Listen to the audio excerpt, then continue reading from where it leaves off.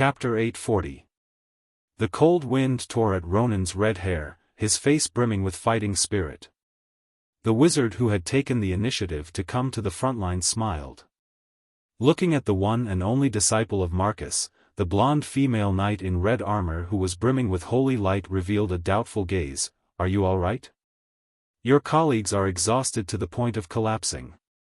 The female knight had just been complaining about the wizard's lack of effort, but now that there was a volunteer, she felt a little embarrassed.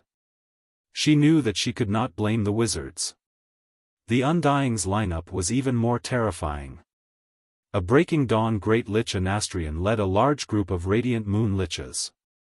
These former allies of the elves had become the greatest threat to the living after they fell. If not for the other side rushing into the city, the legendary Holy Knight Saidan Dathrahan might have rushed out and killed them, and Stratholme would have fallen in less than half a day. But now, the enemy was casting spells from afar, closing in step by step. The defenders could not hold on any longer. The biggest problem was that they did not have a Breaking Dawn wizard on their side. Despite Ronan's courage, his rank was too low, and this was the biggest problem. He was clearly a disciple of the legendary wizard Duke Marcus, but his development was completely different from that of Duque's other disciple and fiancée, Jaina. More than a decade had passed, and Jaina had risen from an insignificant wizard to a Radiant Moon Great Wizard. But Ronan was stuck at the Morning Star realm, unable to advance. Outsiders always secretly mocked Duque for being blind and taking in a lousy student. Only Ronan knew what kind of path he was taking. Master Duque's words echoed in his ears every night when he woke up from his dreams. Ronan, don't doubt it. You and Jaina are both geniuses among geniuses. But the two of you have completely different paths to walk. Jaina's forte lies in change. Using limited magic to create the greatest change and damage is her path.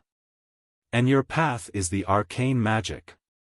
As the foundation of most elemental magic, the arcane magic has never been the most offensive, but its endurance is the best. If Jaina needed mana to become a Breaking Dawn Great Wizard, then the mana you needed would be the Endless Sea.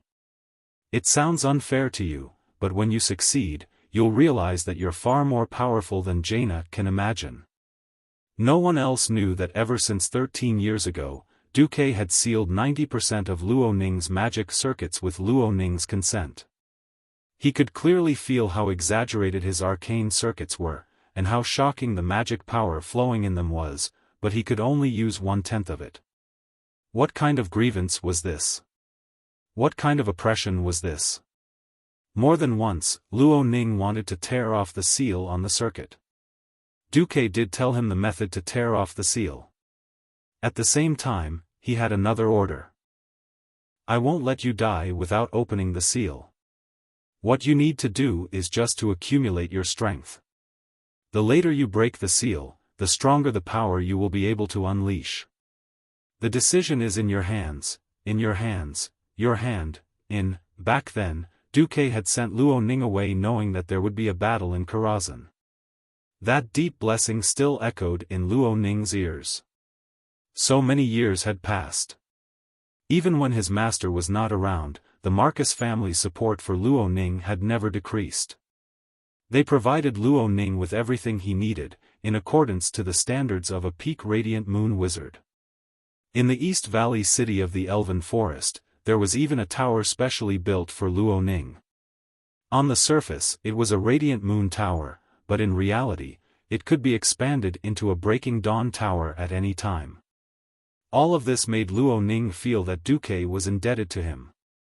Luo Ning looked at the Radiant Moon Lich that was less than 100 meters away from the city walls, surrounded by Death Knights.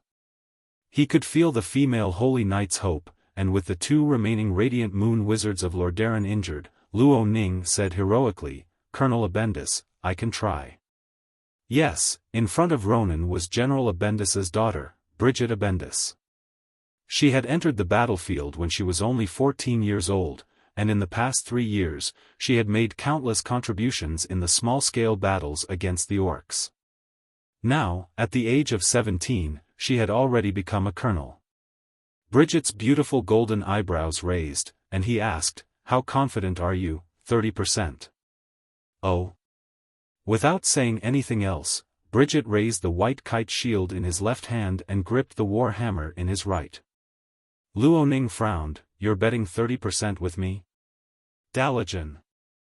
You will never understand the weight of the word Stratholme in the hearts of the people of Lordaeron. Just like how we cannot understand your Dalajan's obsession with magic. This probability is enough for me to bet my life 3 times. Not to mention that you are Uncle Marcus' disciple. 5 times is enough. Bridget laughed out loud. Is that the dusk of desperation? Is that the darkness of the banners? Under the leadership of a female knight who could be considered a young lady, less than 100 Scarlet Cross soldiers and a red-haired mage launched a desperate counterattack against the undying army of the Scourge army that was surging towards them. Leave the Death Knights to me.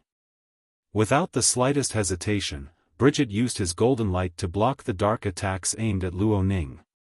Luo Ning charged forward quickly, not even using flash or any speed-boosting spells. In his eyes, there was only the sneering lich who looked like a high elf from afar. As a lich who had voluntarily turned into a human, the former Silver Moon Counselor had a face that was more resistant to decay than ordinary undead. The power of darkness acted as his cells and continued to activate his muscles. Apart from his pale face and the ferocious skull staff in his hand, he was no different from a high elf mage. Looking at Luo Ning who bravely charged forward, he felt an extraordinary jealousy. It was jealousy towards the living. It was also a way to vent his dissatisfaction towards his own situation. If he could turn Quell, the loss, into a nation of the dead after being coerced into becoming an undead and continue to rule over his compatriots, perhaps Shank would feel much better. Unfortunately, everything had taken a turn for the worse with Duke's appearance. They followed the king and betrayed their people, but only received the title of traitor. The one that Arthas trusted the most was Kel Thuzad, who was resurrected by the Sun Well, and not an Astrian, the king of Luo Ning. This made Luo Ning's position even more awkward. Luo Ning, who could command tens of thousands of elves, could only command tens of thousands of stupid human farmers who had turned into undead. This made Luo Ning very unhappy. Chapter 841. He felt that this was a real demotion. However, being able to take down Stratholme, which the damned Lordaeron valued the most, would make His Majesty's position even more secure. He was disdainful of the red-haired human mage who had charged into the fray, until he saw the golden emblem of the Marcus family, Duke Marcus. Him again? Not every member of the Marcus family had the right to wear the gold-rimmed blue storm crest. Only the core members had the right to wear it. The middle ones had silver edges, and most of them had copper or the more common black iron edges. The lich laughed loudly. You must be that useless disciple of the Marcus family, right? The Ronin who couldn't even advance to Radiant Moon after more than 10 years? Trash Ronin seemed to have become a common meme used by the Alliance and the Calamity Army. 13 years ago, Ronin had killed his comrades in the Dalajan and was forcefully taken in as a disciple by Duque. Many young mages were envious of him and regarded him as someone who overestimated his abilities and got lucky. Ronin's face twitched. Immediately after, he saw a rain of shadow arrows. Black bullets of light tore through the snow-white sky, and with a shrill cry of the soul, they announced their arrival to the world. Before the black rain of light could pour down, the Scarlet Cross warriors at the front had already fallen to the ground, clutching their heads in pain from the terrifying sound of their souls. In an instant, there were only 2 people left in the charge. One was Bridget, who raised his shield and charged into the encirclement of 5 Death Knights with an unstoppable momentum. The other was a red-haired mage who maintained his spellcasting posture while running at high speed. Countless people panted heavily on the battlements as they stared at this strange duo, a slender yet incomparably violent female holy knight, and a burly yet agile middle-aged mage. Perhaps they had lost their ability to fight due to the hail, or perhaps they did not have the courage to stand up due to fear. Even if they were waiting for the judgment of death, it did not stop them from looking at the final ray of hope that would charge out of this section of the wall. Would it be a deeper despair? Or would it be redemption filled with hope? No one knew what they were feeling at this moment. All they knew was that their gazes had been captured. I am Ronan, a descendant of the Dalajan mage, inheritor of Duke Marcus. A self-satisfied shout was heard, followed by a seemingly ordinary, arcane missile. Arcane missile, the most basic arcane offensive spell. 70% of Earth mages knew how to do it. However, it wasn't that there weren't many people who could play as well as Ronan, it was that there were none. It was just an arcane missile, but the onlookers felt as if they had seen a falling comet. Resplendent. Dazzling. It was filled with the shock of tearing apart the heavens and earth. In the blink of an eye, the arcane bullets seemed to have split, and 4 new arcane bullets appeared in 4 directions. Luo Ning had already reached the limit of what a Morning Star wizard could do. The Lich's countenance changed slightly, the spiritual light flickering in his turbid eyes seemed to waver, but he still did not care. Even if a Morning Star wizard gave it his all, he would still only be a Morning Star. The difference in mana density and energy rank was enough for him to ignore Ronan's attack. In theory, that was the case. However, in the next moment, something that shocked him so much that his jaw almost fell off happened. 8 lifelike magic hands appeared next to the 5 arcane missiles. This time, 8 arcane missiles appeared. If his calculations weren't wrong, these 8 arcane missiles would hit him first even though he was the one who came later. This was definitely not at the level of a Morning Star. As expected, in the next moment, Ronan's surging mana appeared along with the 8 magic missiles. 1 step, 2 steps, 3 steps. In just 3 steps, Ronan's aura unreasonably broke through the limits of a Morning Star and charged straight into the Radiant Moon realm. He was not an ordinary Radiant Moon either. The arcane spell radiating from his body flickered like lightning. In this snow-covered battlefield, almost every inch of the snow reflected Ronan's purplish-blue radiance. "This is impossible," the Lich cried out. Since ancient times, there had been cases of wizards advancing in battle. Those were isolated cases, and most wizards who advanced in battle had unstable auras. The sudden increase in mana was not something that a temporarily expanded magic circuit could easily adapt to. Ronan did not have this problem. Not only did he operate his circuit with ease, he seemed to have perfectly inherited his Master Duque's name of 100 Hands. Even more magic hands appeared around him. If the attack formed by the 13 magic missiles already looked like a purplish-blue awl, then after more magic missiles filled up the empty space around it, the range and number of missiles increased, easily surpassing the level of an arcane barrage. It became a terrifying attack that was not inferior to a torrential rain. To the onlookers, Ronan did not seem like a magic attack at all. It was like throwing a Christmas tree made of highly concentrated arcana magic power onto the Lich's face. "No!" the Lich screamed and flashed more than 100 meters away. Who knew that the arcane Christmas tree would accelerate under Ronan's control, drawing an unbelievable arc in the air and exploding the Lich? It looked like Ronan had used his small body to swing a huge blue machete that was more than 40 meters long and ruthlessly slashed at the dodging Lich. Bam! There was a huge explosion, and the Lich was blasted into smithereens without any suspense. Perhaps in the near future, he would be resurrected by the Lich King or the fallen Sun King. At least for now, he would not be able to cause any trouble to the defenders. Long live Ronan! No one knew who shouted first, but in an instant, deafening cheers sounded from the entire Stratholme West Wall. While the Death Knights were stunned, Bridget used the warrior's signature skill, Shield Bash, and smashed the head of a Death Knight into smithereens. He then smashed the entire right arm of another Death Knight with his hammer and killed his way out of the encirclement, reuniting with Ronan. Hearing the cheers, Bridget smiled and said, "Uncle, well done. Just as Ronan was about to say something, something strange happened. Without any warning, a skinny finger with a shiny golden ring appeared in the air, and a cold light shot out from the finger, piercing through Ronan's 2 magic shields. Under Bridget's astonished gaze, Ronan's shoulder was pierced through, blood spurting out 4 to 5 meters away. The huge impact sent Ronan flying. Chapter 842. Who was it? Who could defeat a wizard who had risen to the peak of the Radiant Moon Realm in one move? Everyone already had the answer, but none of them wanted to admit it. A rising human powerhouse had been defeated by an even more powerful and evil existence the moment he reached his new peak. 200 meters away from the city wall was a lich dressed in luxurious clothes.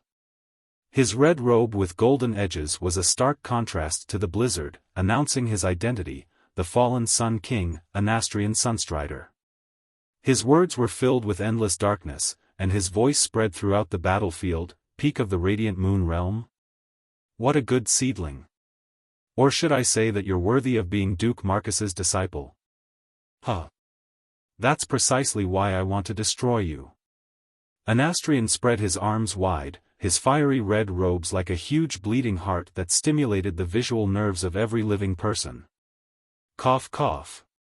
Ronan clutched his shoulder, struggling to get up from the ground in pain. He wasn't a wizard who specialized in ice magic, and he didn't have the ice barrier that could block even more powerful spells. The weak survivability of an arcane wizard was completely exposed at this moment. He tried to organize a counterattack, but the intense pain from his shoulder and the chaotic feedback from his magical circuits made him realize that he was in a hopeless predicament. This was the first time he had unsealed himself and displayed his power in front of the world. A veteran-breaking dawn was indeed an existence that surpassed the imagination of mortals. Anastrian ignored Ronan's reaction and continued, Duque. What a hateful name. He placed the shackles of the alliance around the necks of the high elves, turning the noble elves into slaves to fulfill his ambitions. Then, he took away my only child, Kale, that's. Duque, his sins are so grave that even extracting his soul and burning it with soulfire for 10,000 years won't be enough to quell the hatred in my heart. Mana so vast that it almost froze the air in the surroundings, rippling in a radius of several hundred meters. That terrifying mana was enough to make any mage feel despair. Just sensing it would make breathing difficult, not to mention fighting it. Ronan struggled to get up, but he didn't retreat. Because retreating was meaningless. At this moment, a fiery red female figure stood in front of him. It was Bridget Abendis. I'm the one who pulled you into the charge. At the very least, if you fail, I should be the one to accompany you. The female knight's expression was cold as she spoke of the heavy topic. He. What a beautiful friendship, or perhaps love. Anastrian's face turned cold, before he let out an even more unfathomable and sinister smile.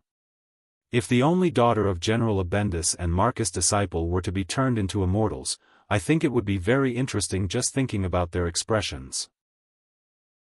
The man and woman standing on the battlefield fell silent. I'd be very interested in taking the skull of the famous Sun King and hanging it in holy water at the entrance of Stratholme as a specimen. A male voice came from afar, and almost at the same time, the sound of galloping horses could be heard.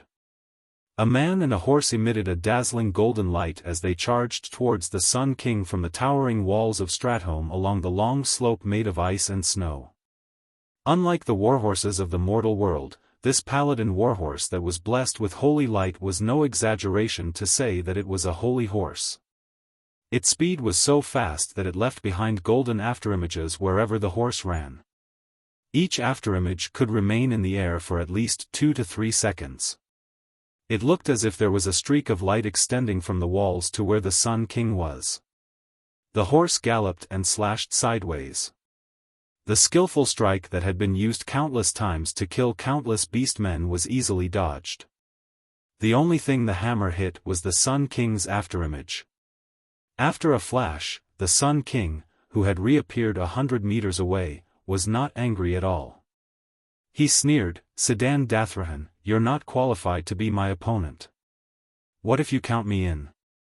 A loud voice sounded. Suddenly, the afterimage of a golden hammer flew in the air. The golden hammer almost hit the Sun King, but it was still dodged. The second flash within a second allowed the Sun King to easily dodge the second attack. The Sun King glanced at Turalian, who had rushed out of the city gate, and had an indescribable look of contempt on his face. "It's not enough even if I count you in." At this moment, a thunderous roar reverberated on the battlefield. "Still, have me," a ray of golden light suddenly shone from the left side of the Calamity army. In less than a tenth of a second, the golden light extended from left to right at high speed. It created a ripple in the ice-cold space and swept across the entire battlefield. Wherever it passed, rows of skeleton soldiers and zombies would turn into ashes, silently disappearing into the void. The golden ripples swept across the thick land and a straight, slanted black line appeared on the white snowfield. The black line split the undead army into two from left to right. Time seemed to have frozen at this moment. The Sun King finally lost his composure. He had to forcefully activate the third flash within a second. However, when his elegant figure appeared 100 meters away, there was an unconcealable look of horror on his face. He screamed, "No!" That was because two of his fingers on his left hand were scraped by the sneak attacker's attack and evaporated by the holy light. Anastrian was finally enraged. "Alexandros Mograine, you're courting death." The one who had arrived was naturally Mograine. The main force that he led had finally arrived at the most crucial moment. Unfortunately, even with his appearance, he still couldn't reverse the situation on the battlefield. The mage's flash was too flexible. The high-ranked mage's flash was even more insane. Not only could they use it continuously, but they could also flash to any place that was advantageous to them.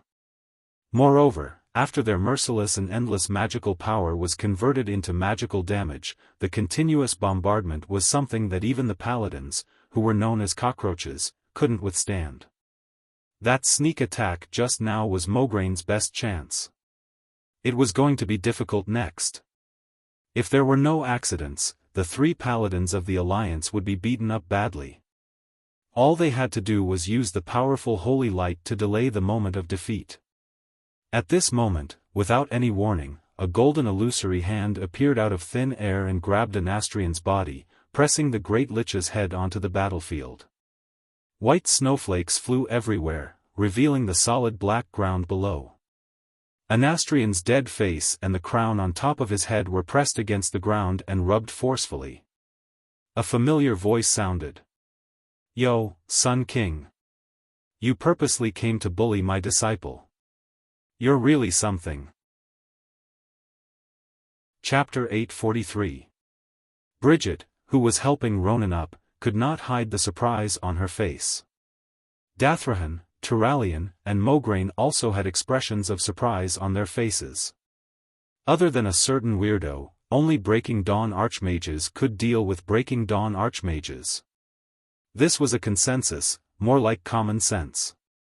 If there was anyone in the Alliance who could fight against the fallen Sun King Anastrian, then that person would be Duque. Wasn't Duque helping those Longears deal with the contamination of the Sunwell? Already done? The three holy knights galloped towards the young figure who had stepped out of the portal and appeared in the middle of the battlefield. The white robe with blue edges was fluttering in the cold snowstorm, and the wide sleeves were swollen by the cold wind, making them abnormally fat. Beside him were countless low-level undead creatures. However, with his appearance, the Undyings were like sandmen blown away by the wind, silently dissipating into the void, revealing a large empty space. There was no surging magical wave, nor was there a thunderous appearance. Duque just stood quietly on the battlefield, as if he was strolling in his own garden, full of comfort and joy. That temperament that was completely different from the cruelty of war made everyone look at Duque in a higher light. "Moss, Ronan's eyes widened in disbelief, his long red hair seemed to be glowing. Duque smiled and nodded at Ronan, then tilted his head slightly. Colonel Abendis, please take Wizard Ronan down to treat his wounds. Bridget let out a long sigh of relief as she held Ronan's arm and brought him to the back. At this moment, there was a burst of magical power in the distance. A cold blue flame cut the golden hand summoned by Duque into several pieces, and the golden glow disappeared in the wind. Anastrian crawled up in a sorry state. Bastard! How dare you treat me like this? Huh? What did you say? How did I treat you? Like this? Like this? Or like this? Every expert on the battlefield was dumbfounded. To their astonishment, they saw one golden hand after another appearing out of thin air and slapping towards the Breaking Dawn expert, the Sun King, who had once held an incomparably noble status.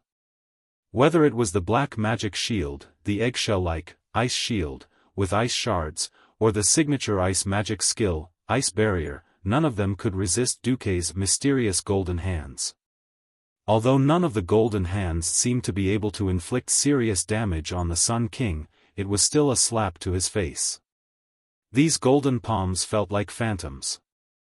They easily passed through the Sun King's defense and slapped his face and body.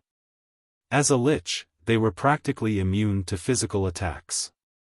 Their rotting bodies did not have a single spot that could be considered fatal. As long as the phylactery was still there and the lich's soul was not damaged, they could resurrect infinitely and come to trouble you infinitely. It wasn't that Duque didn't understand this, but he just wanted to slap the Sun King in the face. A left slap. A slap to the right. A slap to the left and a slap to the right. Isn't this possible? Anastrian was dumbfounded. He had no idea how Duque had done it. It clearly looked like a holy attack, but the dark magic in his body did not react at all. He had already isolated all the external magic around him, but this pair of ghostly, illusory palms still kept slapping his face. Compared to the insignificant physical damage he had suffered, the damage to his spirit was greater. How could the once lofty Sun King, the elven hero, whose pride had exploded, withstand such an insult? He was almost going crazy. Finally, he could not take it anymore. He took out a very warrior-style helmet from his spatial bag and put it on.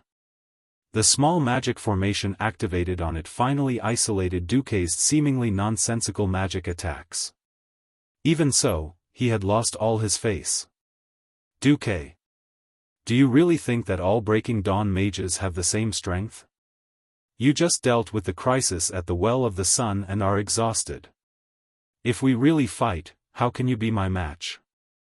The Sun King's shout made everyone's hearts hang in the air again. Duque had just dealt with the Well of the Sun and rushed over?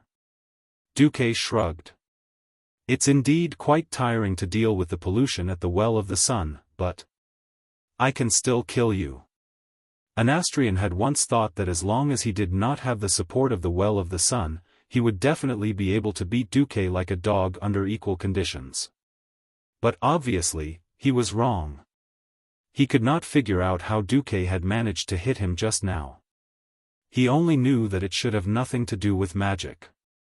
Gritting his teeth, Anastrian fell into deep hesitation. He didn't know if he could deal with Duke, especially with Mograine holding Ashbringer, and glaring at him like a tiger watching its prey. If he lost to Duque, the worst that could happen was that his body would be completely destroyed. Losing his original body was not fatal for a great lich, but it would not be fun at all if he was hit by the terrifying Ashbringer. Just now, the soles of the two fingers on his hand had disappeared simply by being scratched by the sword light from Ashbringer. They had disappeared forever. This proved that Ashbringer, as mentioned in the Doomsday Army's report on the Isle of Quell Donnas, had the special effect of destroying evil souls. The Sun King stared at Duque. He really could not tell what was going on with Duque. Simply by sensing the elemental aura that was overflowing from Duque, he was definitely much more depressed than the last time he saw Duque. However, from his spiritual world vision, he could see that Duque's soul aura was more than twice as vigorous as last time. It was basically impossible for a mage of the same level to see through the operation of the other's magic circuit. They could only judge the general situation of the other party from the aura. The Sun King could not see anything, but he was sure that Duque's circuit was in a very ideal state at the moment. There was no circuit damage at all. In other words, Duque could normally produce a large amount of magic power in his body. Humph. Gritting his teeth, the Sun King made a decision. At this moment, he had no chance of winning against Duque and Mograine. After a cold snort, the Sun King's figure began to become blurry. At first, his silhouette could still be recognized, but later, it was as if his entire body was separated by a curtain of water. In just 2 seconds, the Sun King's figure completely disappeared into the air. Then, the dark clouds in the sky began to quickly dissipate. The sky cleared up. Chapter 844. The canopy of the undead in the sky had become the Calamity Army's signature attack. Almost as soon as the black sky receded, on the city wall, the distant army formation began to reverberate with cheers like a tsunami. The allies of the Rotterdam Kingdom were overjoyed. Ever since Arthas killed his father, a huge stone had been weighing on the hearts of the people of Lordaeron. Is Lordaeron going to be finished? Is the Menethil royal family going to end? Do we still have a future? Do we still have hope? In the end, Princess Kalia, who had been declared dead for more than a decade, magically appeared at the critical moment and stabilized the scattered hearts of the people. Then, with the addition of the Dark Portal's frontline army, they finally managed to defend the last psychological support of the people of Lordaeron, the holy city of Stratholme. This directly raised the morale of the people of Lordaeron to the peak. Long live the holy city, bless us. Long live His Excellency Duke Marcus. The soldiers, whether it was Mogaine's elite Scarlet Cross Army, Sidan Dathrahan Stratholme Army, or Turalian's Dark Portal frontline army, were all cheering and raising their weapons high in the air. Clap clap. Clap clap. The sword and shield soldiers beat their shields with their broad swords rhythmically, making a loud sound like a drum.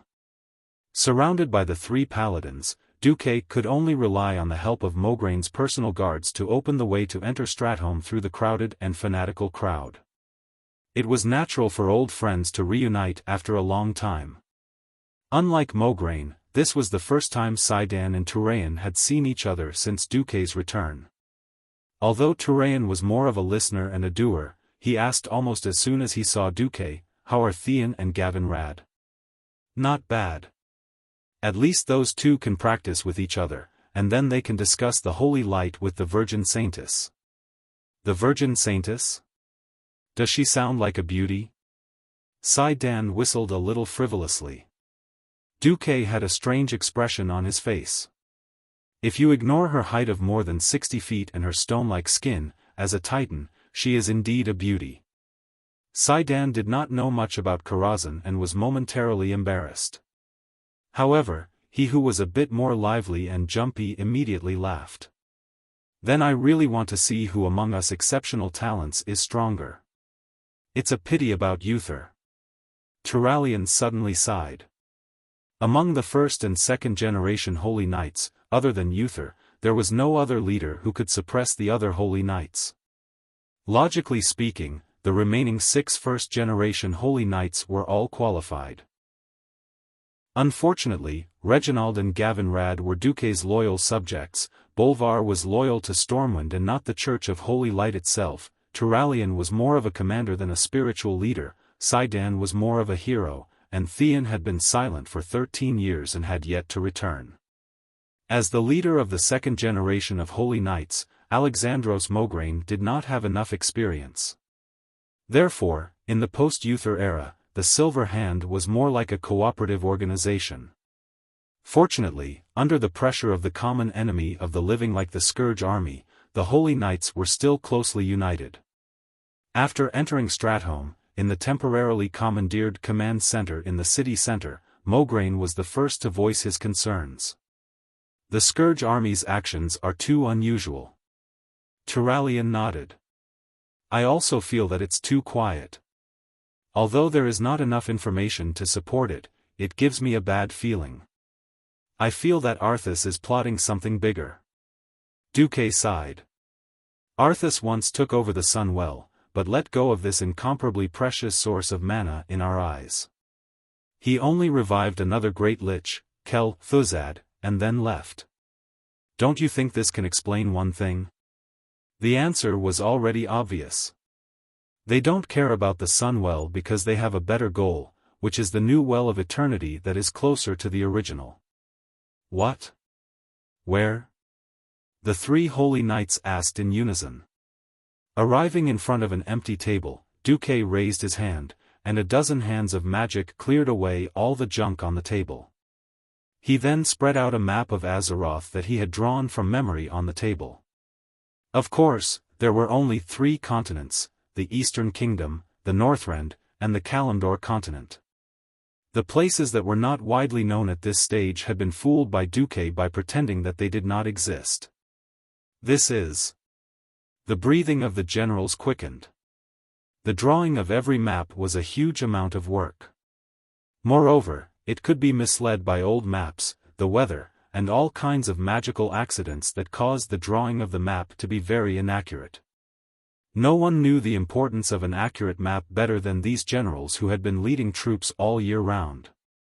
Now, this big map that Duque had made based on his memory in the game was 4 meters by 4 meters in size. Although the making of the map was very characteristic of the game, in this era, even the military maps only had rough black lines. Compared to Duque's map, which had specific places, regional boundaries, and major monsters, it was simply a national treasure. This was not a joke. If it wasn't for the fact that the Alliance had been fighting as a whole for the last 10 years, the specific topographic maps of each country would still be hidden in the military headquarters of each country. Duque pointed to the place in his memory on the map. I don't know what the Scourge Army is going to do. But if those bones want to go to the Well of Eternity, then they have to at least find a way to cross the Endless Sea to reach Azhara, then break through the powerful Night Elves' defense circle, and finally reach Mount Hyjal. The World Tree, Nordrassil. Thinking of the most powerful World Tree of this era, Duque couldn't help but feel a little dazed. All right. The stage and script were ready. When would the actors come on stage?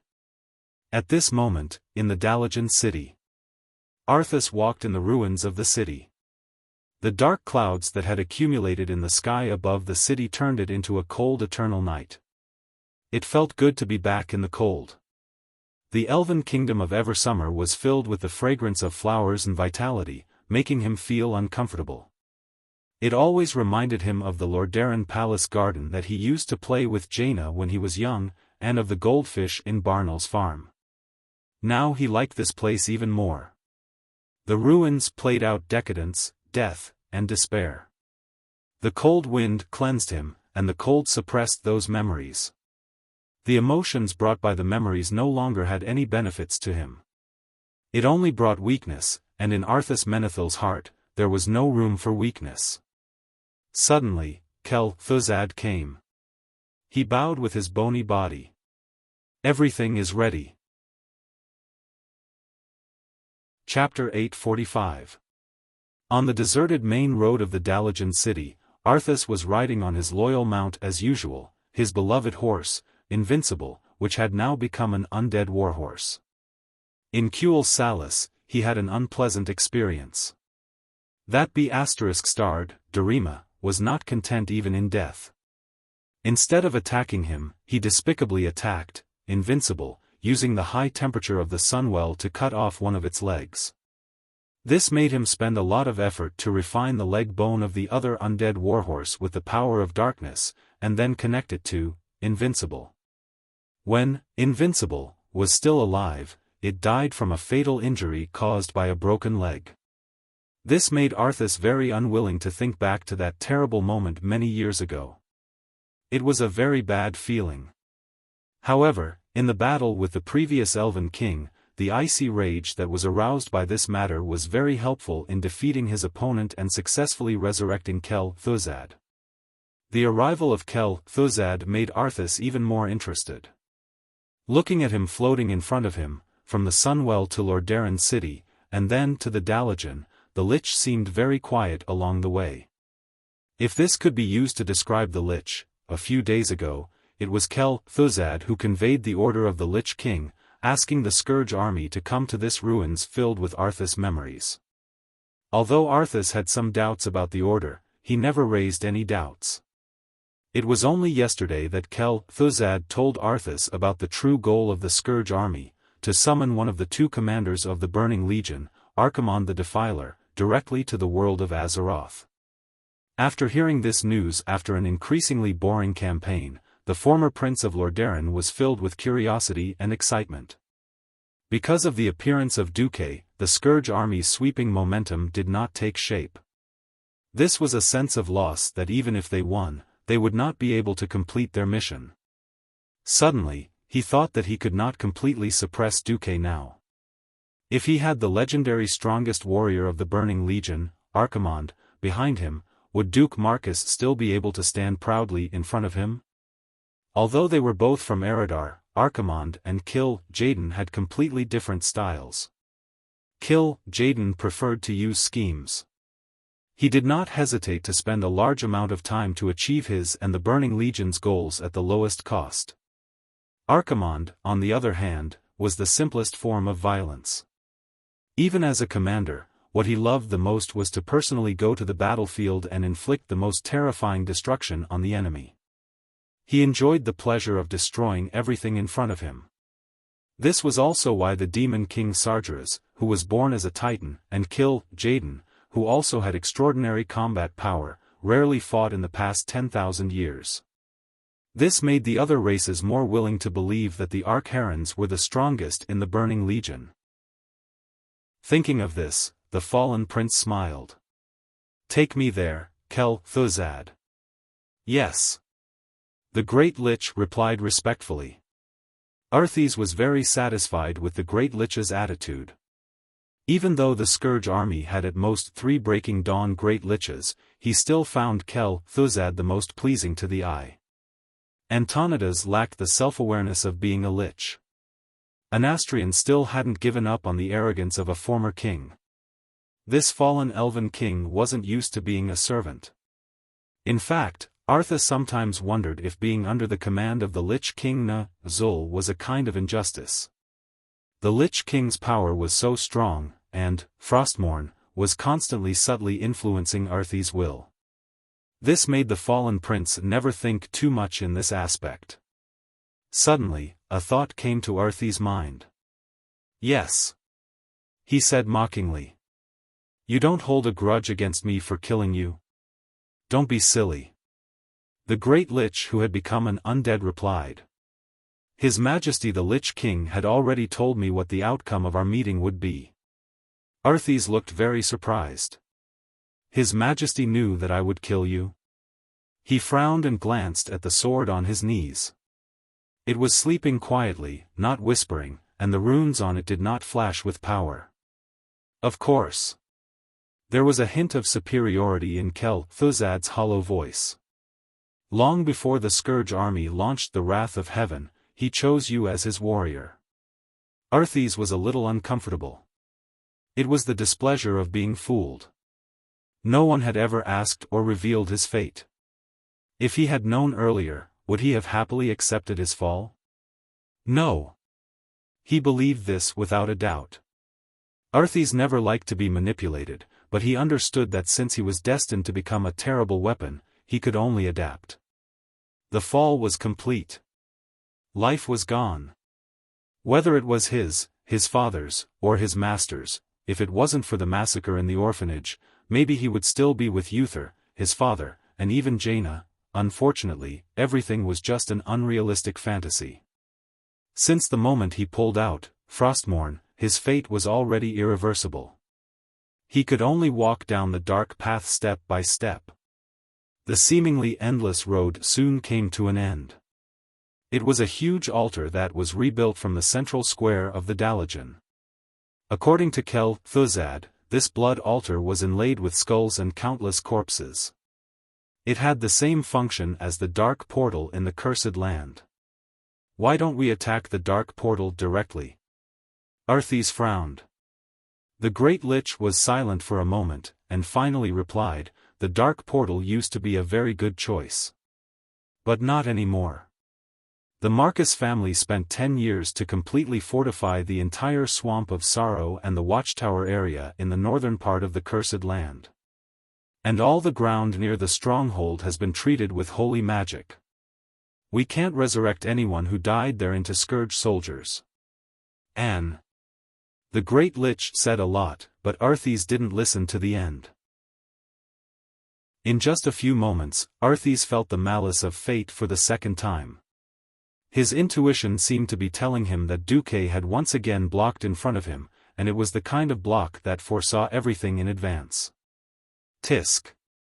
He spat harshly.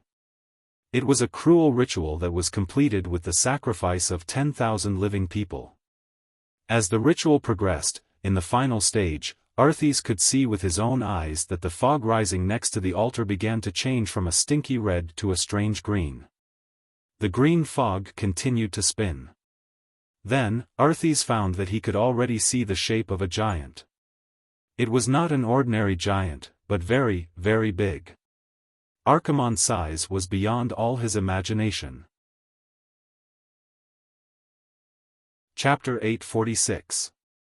For a person to look up at an existence that was 10 stories tall was already looking up.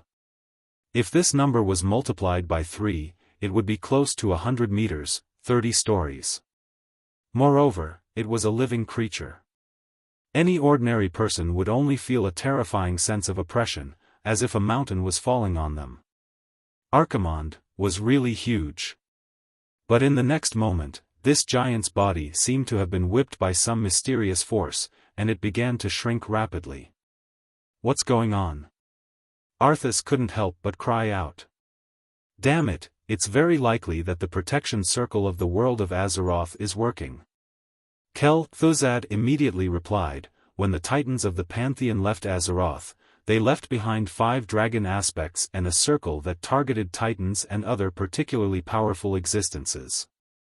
This is why our Supreme Master, His Majesty Sargeras, has been unable to come here for the past 10,000 years. Why couldn't the Demon King directly enter this world, and instead possessed the Guardian Medivh 15 years ago? Why did the Great Lich secretly bring a bottle of polluted concentrated Sunwell water when he resurrected Kel Thuzad? After the Great Lich's quick explanation, Arthas finally understood the general situation. Everything was caused by the magic circle left behind by the Creator Titan. If the demon commander of the Burning Legion wanted to enter, either the dragon aspects were almost all destroyed, and the power of the magic circle would naturally be weakened, or he could use powerful magic to drive an intergalactic portal, and at the same time, master the password to pass through the magic circle. And that password was the Book of Medivh. Kel Thuzad spat fiercely. This is a little troublesome. It seems that the Book of Medivh we got isn't complete. Damn Antonidas, he actually left behind an incomplete password. That's another story. After Medivh resurrected, he once visited the Dalajan and warned Antonidas about the invasion of the Scourge Legion.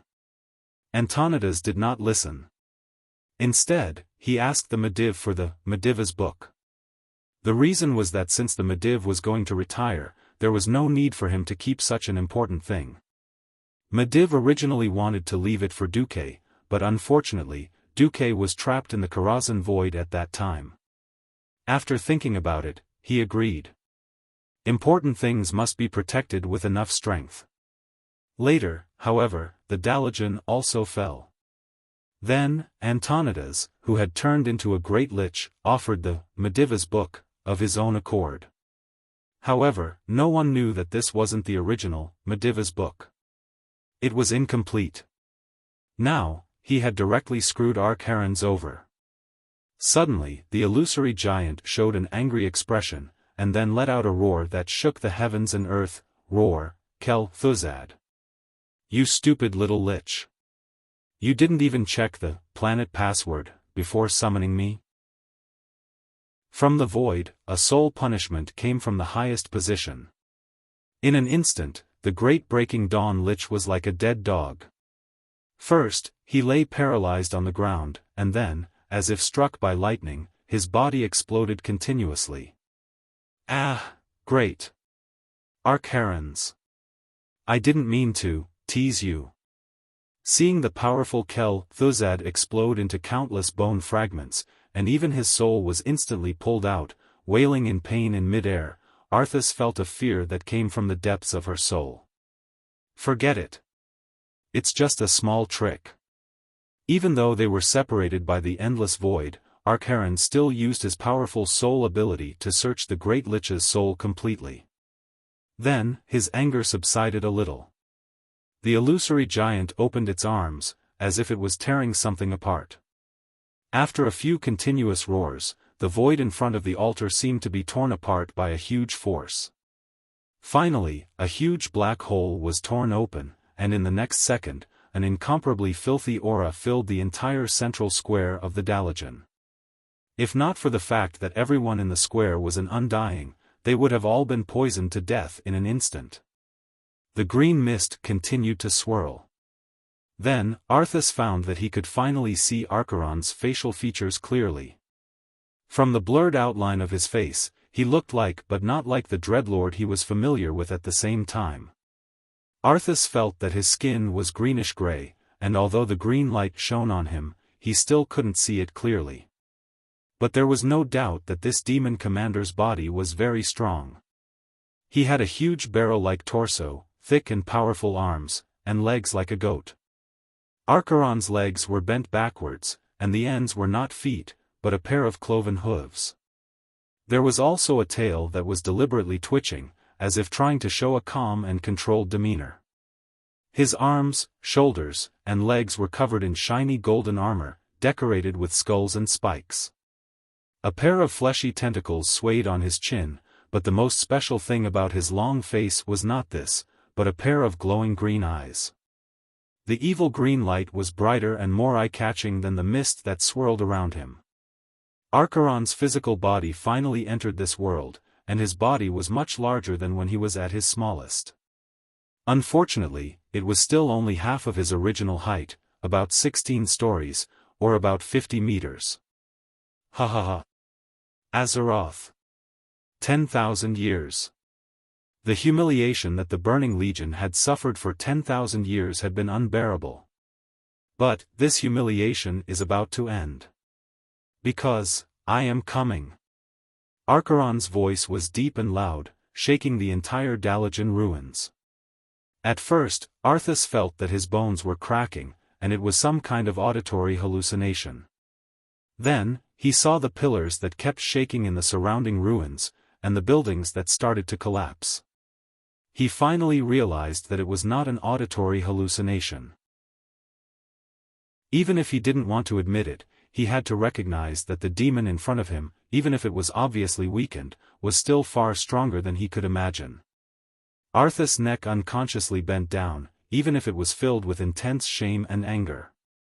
Ignoring the fallen prince, Archaron waved his hand again, and the great lich that had just been torn into pieces was perfectly pieced back together. Kel-Thuzad pays his respects to you. The great lich lowered his horned head.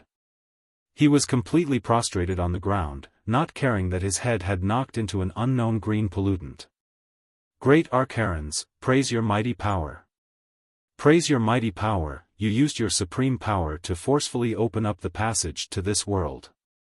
I hope that our next wholehearted service can slightly make up for the mistakes we have made. Archaron waved his hand. Humph. Forget it. I can retain 50% of my power, which is already much better than the worst-case scenario I had imagined. This is enough. Chapter 847. Archamon's words made Arthas and Kel-Thuzad secretly heave a sigh of relief. If it was kill Jaden, it would definitely be a very severe punishment. Archimonde glanced at the two little bugs in his eyes and did not pay much attention to them. After all, even if they were pawns, they were still kill Jaden's pawns. Since they were pawns he borrowed from kill Jaden, it would not be good to break them. Archimonde spat out a mouthful of turbid air from his two huge nostrils and said nonchalantly, "It doesn't matter. Even if it's only half of my strength, it's enough. In this world, I am invincible." Ha ha ha ha! His wild laughter once again caused the entire Dalagen to shake. Many elite cave demons were suddenly sucked into the ground and squeezed to death in the cracks caused by the rupture of the ground. Archimonde was venting his joy and madness. In the midst of his laughter, the evil green light began to spread out endlessly. The earth trembled. Beside the kneeling Arthas, invincible, anxiously turned around and raised its front hooves, as if trying to avoid touching the ground as much as possible. Arthas tilted his head slightly and looked at the city of mages from the corner of his eyes. Once upon a time, those towers were the most beautiful at this time of the day. They shone brilliantly in the darkening dusk, magnificent and magnificent. But just as he was immersed in his memories, a deep explosion suddenly sounded. The tallest and most beautiful tower in the city suddenly collapsed. That was Antonida's mage tower. Originally, as a great lich who joined the Scourge army, his mage tower was allowed to be preserved. But as Antonida's soul was destroyed in Quell, the loss, this mage tower became an ownerless object. It seemed that, like its master, it could not escape the fate of destruction. At this moment, its spire was slowly but inevitably tumbling down, and the whole tower seemed to be crushed by an invisible giant's hand. One had to know that this was not Archimonde's deliberate attack. This was just the shockwave caused by the ripples of his power. The rest of the city quickly collapsed and turned into dust. The sound of destruction rumbled in Arthas' ears, causing him to be shocked, but he didn't dare to raise his head. He had once commanded the Scourge army to single-handedly destroy Silvermoon City. However, he had fought the Dalagen twice, and the second time, he had only taken down the Dalagen with the help of Antonidas, the biggest spy. The scene in front of him, it was so easy, just a flick of a finger, destroying Kuel Salus was a hard-fought victory.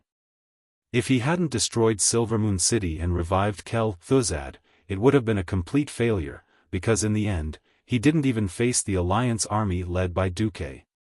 But now, it seemed like Archimonde could easily destroy any magnificent human city, and he didn't even need to be there personally.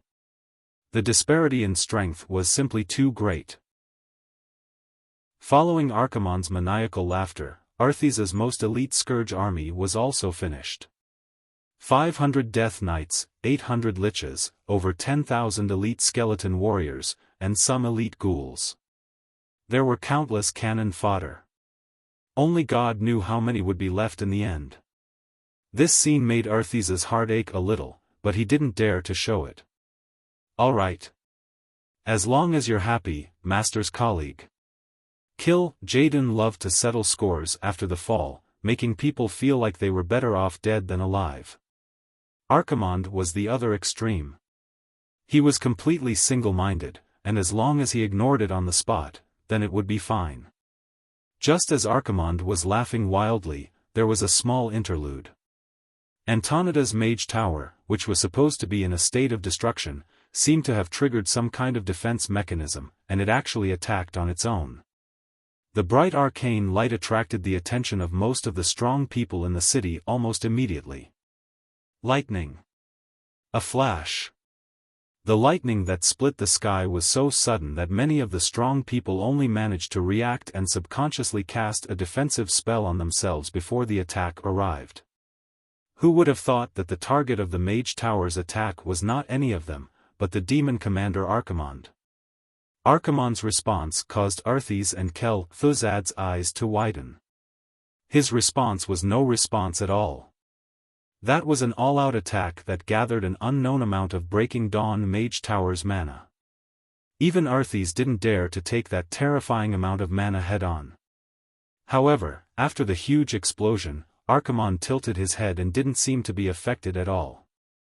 Not to mention damage, there wasn't even a black mark on his abdominal muscles that had been hit. Although he knew that low-level mysterious power would definitely be dispelled by top-level mysterious power, the difference was so huge that it was simply unimaginable. Attacking the Burning Legion's commander? If it was kill Jaden, perhaps there would be chaos, and he would want to chase after the possible culprit, or perhaps tear down the Mage Tower 3 more times. The arrogant Archimonde didn't care at all. Instead, he turned his head. Tichondrius. With a call, the Dreadlord Tichondrius figure suddenly appeared in a black fog. He knelt down on one knee and saluted Archimonde. "Respected sir, are you calling me?" "Kill Jaden said that the Scourge Legion will be handed over to you Dreadlords." With that, Archimonde didn't spare Arthes and Arthes another glance. He seemed to sense his target, and then began to take huge strides towards his target. If he didn't guess wrong, Archimonde's target should be the World Tree on Mount Hyjal, Nordrassil. Only the World Tree. Only the Well of Eternity next to the World Tree could attract the attention of a super great demon like him. Important people had important people's goals. Small people had small people's thoughts. Thuzad's body seemed to tremble. Arthes understood why. For the Burning Legion, he spent more than 10 years in Azeroth, accumulated his strength in one fell swoop, and finally succeeded in summoning Archimonde's Lich King, Zul, was ruthlessly abandoned the moment he succeeded. Perhaps in the eyes of the mortals of Azeroth, Zul was an incomparably terrifying Lich King.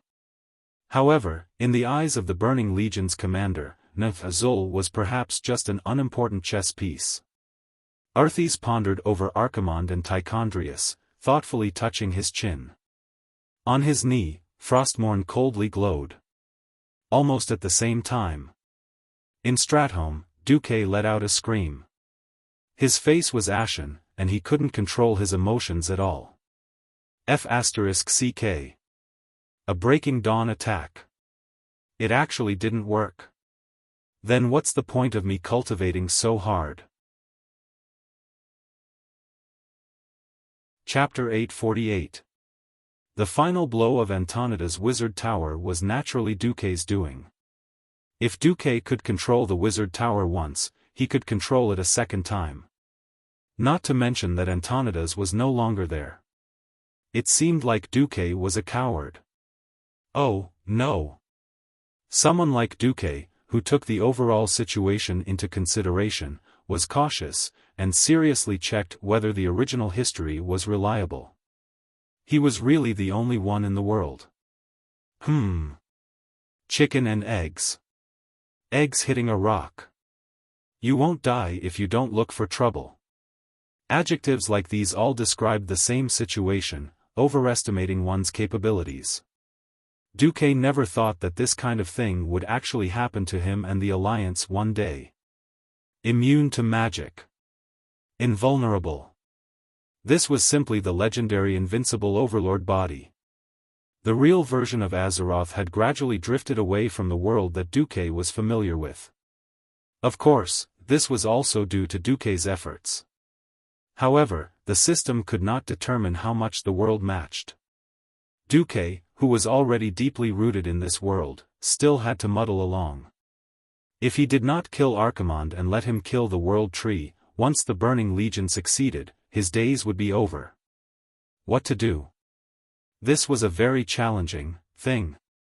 The original Archimonde had looked for trouble by climbing the World Tree, and then was killed by the collective self-destruction of the Night Elf version of the Elf Pet.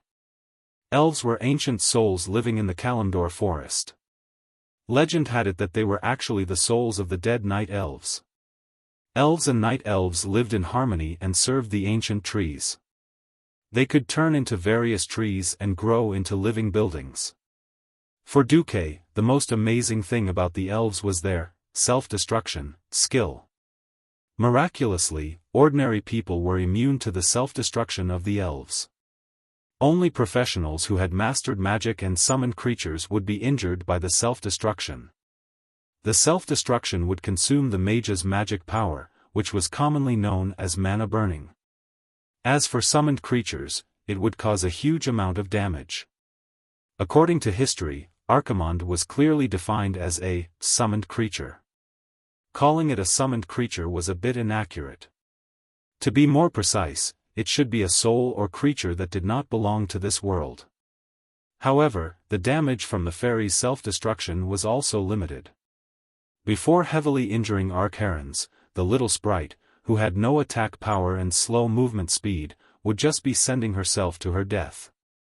Only when Archimonde was on his last breath would the little elf be able to send him on his last journey by self-detonating. Alright. The problem was back to square one. For example, Archimonde was a huge, invulnerable super demon with sky-high physical defense. How could they beat him half to death? Duque didn't just have a toothache. His eyes hurt. My ears hurt. His heart ached. A pain in the ass. There wasn't a single part of his body that wasn't aching.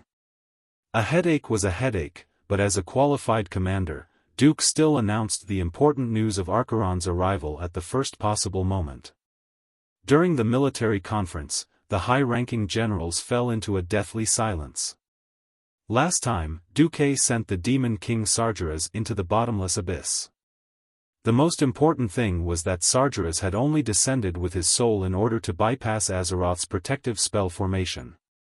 This time, it was Archimonde's true body that had descended.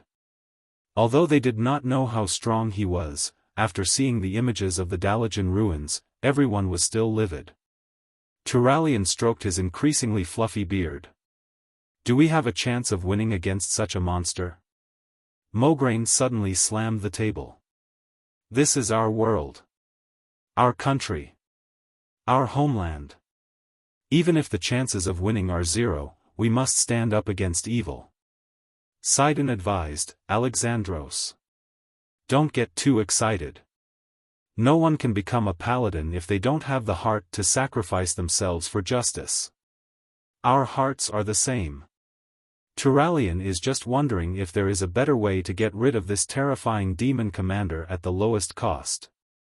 Abendis, who had just arrived yesterday, muttered, if we can get rid of it at a price, then that's fine. I'm most afraid that there is no price at all. No price was priceless. There was no way to get rid of it. Duque pondered for a long time, then finally made a decision. Ronan. I'll give you an important mission. I'll send you to the Kalimdor continent. I want you to lead an elite team and find a way to get in touch with the Night Elves as soon as possible. At the very least, warn them of the impending danger. Understood. Ronan nodded vigorously. His eyes were filled with undisguised excitement and passion. For Duque to give him such an important mission, this was undoubtedly an affirmation of him. He had followed that person for more than 10 years. He had grown up chasing after him. This was affirmation from Teacher Duque. Ronan felt the blood in his veins surging. I'll let Lilith accompany you. You'd better choose a reliable paladin from the Alliance. Abendis was stunned, then raised his hand. You can let my daughter Bridget go. Her team has just suffered heavy losses and needs to be reorganized. Sure. Duque had no objections. It was decided. What about us? Mograine asked. A demon commander. This is at least a demigod existence. This is far beyond what the Alliance can handle. I'll think of a way to contact the Dragon Slumber Shrine. But before that, I hope that everyone can spread out to avoid being completely wiped out. When Duke said this, every general's mouth was filled with bitterness. To resist the Calamity Army, the best way was to stick together. Only the strongest formation and the tightest defense could resist the Calamity Army's endless stream of undying. To avoid the Archerons, the safest way was to spread out. Only then could they avoid being wiped out all at once. This sounded like a self-defeating paradox. The alliance formed by all the kingdoms in the Eastern Kingdom actually had to beg the Archerons to go to the more important Well of Eternity and not come to their territories. How sad. Every general's heart was filled with grievances. Duque waved his hand. Alright, that's it for now. I'm going to find Lothar. Ashbringer is not bad, but I still need to buy more insurance. Mograine was stunned for a moment, then nodded. His right hand unconsciously touched the huge hilt of Ashbringer.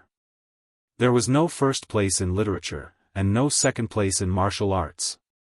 As a powerful warrior of the Alliance and a powerful warrior with a godly artifact, Mograine was too embarrassed to compete with Lothar, who was in poor health, because of his faction.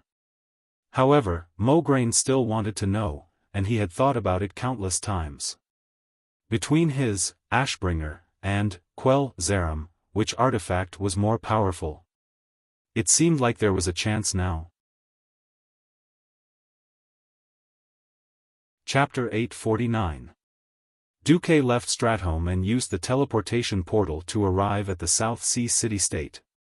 The teleportation portal was on a hill by the sea. Duque had arrived in a hurry and didn't even have time to inform them. Hence, when the mages guarding the teleportation portal saw Duque's face, they were stunned for a good 10 seconds. The Alliance's magic imprint was on the other side of the teleportation portal. It wasn't a predetermined teleportation, but the teleportation level was too high, so they couldn't help but tense up. The mages guarding the teleportation portal even called over the captain of the mages in charge of defense. However, when they saw the face on the other side of the teleportation portal, they still felt as if their brains had crashed. The legendary hero and commander of the Alliance, Duke Marcus, who had fought 3 consecutive battles at the Dark Portal, had teleported over just like that? There was more than one accident. Near the teleportation portal, a young man dressed like an ordinary knight apprentice suddenly revealed a surprised expression. Uncle Duque? This time, even Duque's mouth turned into an O shape. He cried out involuntarily, William? Yes. He was William Rin, who had been respectfully called King Hua by countless players before Duque's transmigration. When Duke had gone missing, William had only been a 12-year-old kid. 10 years was enough for William to grow into an incomparably strong young man. The good genes he inherited from his parents gave him a very masculine, square face. His chiseled facial features gave him a sense of fortitude. On top of that, he had been training day after day, year after year. Even through the armor, he could feel the surging power hidden under the armor and clothes. William almost sprinted over and gave Duque a big bear hug. Uncle Duque, I'm so happy. I haven't seen you for 10 years, and you can actually recognize me at a glance. Nonsense. Would I say that I've seen your adult appearance every day for many years?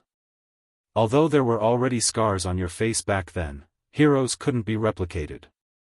Although one could be trained in martial arts and impart all kinds of knowledge, one thing couldn't be repeated was experience.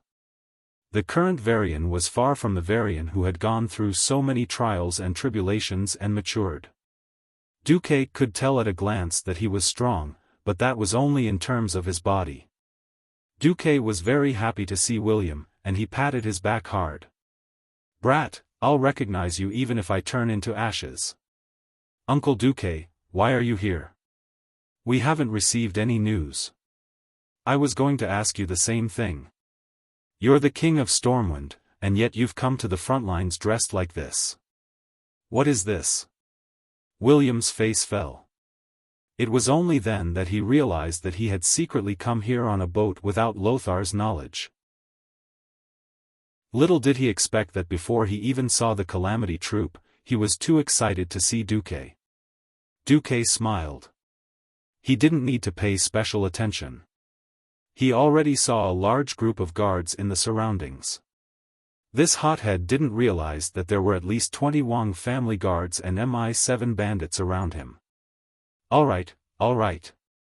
If Lothar asks, tell him that I asked you to come to the front line for training. William's eyes lit up. Uncle Duque is the best. Yes, where's Andoin? I heard that he came back after recovering the Arthi Highlands, Duque asked. Ah. Her Majesty Queen Menethil and Marchioness Berev came today. Uncle Andoin went to meet them anxiously. Duque's eyebrows twitched. What kind of wind is this? Why are they here? Suddenly, Duque thought of something. William, you just arrived? William shrank his neck. Actually, I begged Marchioness Berev to bring me here. I just came ashore. Duque frowned hard. Come with me, we're going to look for Andoin. Something big has happened. Something big. William shivered at first, and then his eyes lit up. He was a rookie who had never really experienced war, but he was also a young man who had grown up under the halos of Andoin and Duque, the two legendary figures of the Alliance. He longed for the name of a hero. Almost as soon as he heard the word big, he felt the blood in his body boil. The group of people strode toward South Sea City, the central hub of the South Sea city-state. After more than 10 years of remote management, Wuxia had turned South Sea into a commercial city with 50,000 residents and a floating population of more than 100,000. After the Third Battle of the Dark Portal, a large number of refugees and civilians were sent away, and then a large number of reinforcements from the Iron Furnace Fort and Stormwind City came. This caused the South Sea city-state to have 300,000 soldiers and civilians on the line of defense. Looking at the city that had been militarized, but still retained a large number of traces of commerce, Duque suddenly felt a little dazed. Could Wuxia have turned this city into the new Alterac? Along the way, there were soldiers from Stormwind City everywhere. They had long heard of Duque's return, but this was the first time they saw Duque in person after Duque's return. The rookie recruits were shocked to see their commanding officers and their commanding officers' faces filled with surprise. They immediately put down what they were doing and saluted the group of people in the middle of the road. Then, almost subconsciously, they followed. That's Lord Duke Marcus. Yes. The Lord Marcus who saved millions of people in Stormwind City. Yes, Valentine's Day was also invented by him. Ah. With a child, Mary has no choice but to marry me. Most of the rookie soldiers who remained in the army more than 10 years later were already in the middle and upper echelons. The respect that the corps members had for Duque quickly infected the recruits who had grown up under Duque's name. Many of the recruits were orphans from back then. Thanks to the comprehensive welfare system that Duque had introduced, as well as the establishment of a large number of militarized orphanages, the tragic situation of a large number of young children dying by the roadside was avoided. When they found out that the person leading the group of people in the middle of the road was Duque, many of the recruits couldn't help but burst into tears. William looked at all this in shock. He secretly clenched his fists and told himself that he would become a great hero like Duque in the future. He would become the one respected by the people. As if sensing William's thoughts, Duque stopped in his tracks, turned around, and smiled. William? Don't worry, you can do it too. You have the potential. I believe that you will be greater than your father, than Andoin, and even than me. Yes. William subconsciously stood at attention. He puffed out his chest and sucked in his stomach. Perhaps in his previous life, he was the Almighty King who led the Alliance. But in this life, he was still a young man who needed encouragement and guidance. After arriving at the majestic military fortress of the South Sea City, Duque was immediately led in by 3 knights after reporting. After pushing open the heavy door, Duque saw 3 familiar faces with pleasant surprise. Chapter 850. Although Duque really wanted to look at Kalia and Wuxia's faces, Lothar was too eye-catching. The handsome Lothar of the past could not survive the passage of time. Lothar, who used to have long, elegant, wavy hair, was bald. The Mediterranean Sea above his head was extremely bright. As soon as he opened the door, Duque's eyes were dazzled by the light. Please forgive me for being immoral or having a low threshold for humor. Just as Anduin opened his arms and was about to hug him, Duque, the jerk, actually held his stomach and squatted down, laughing maniacally in front of everyone. Embarrassment was written all over the faces of everyone present. If someone else had done that, they would have been reprimanded long ago. Who asked him to be Duque?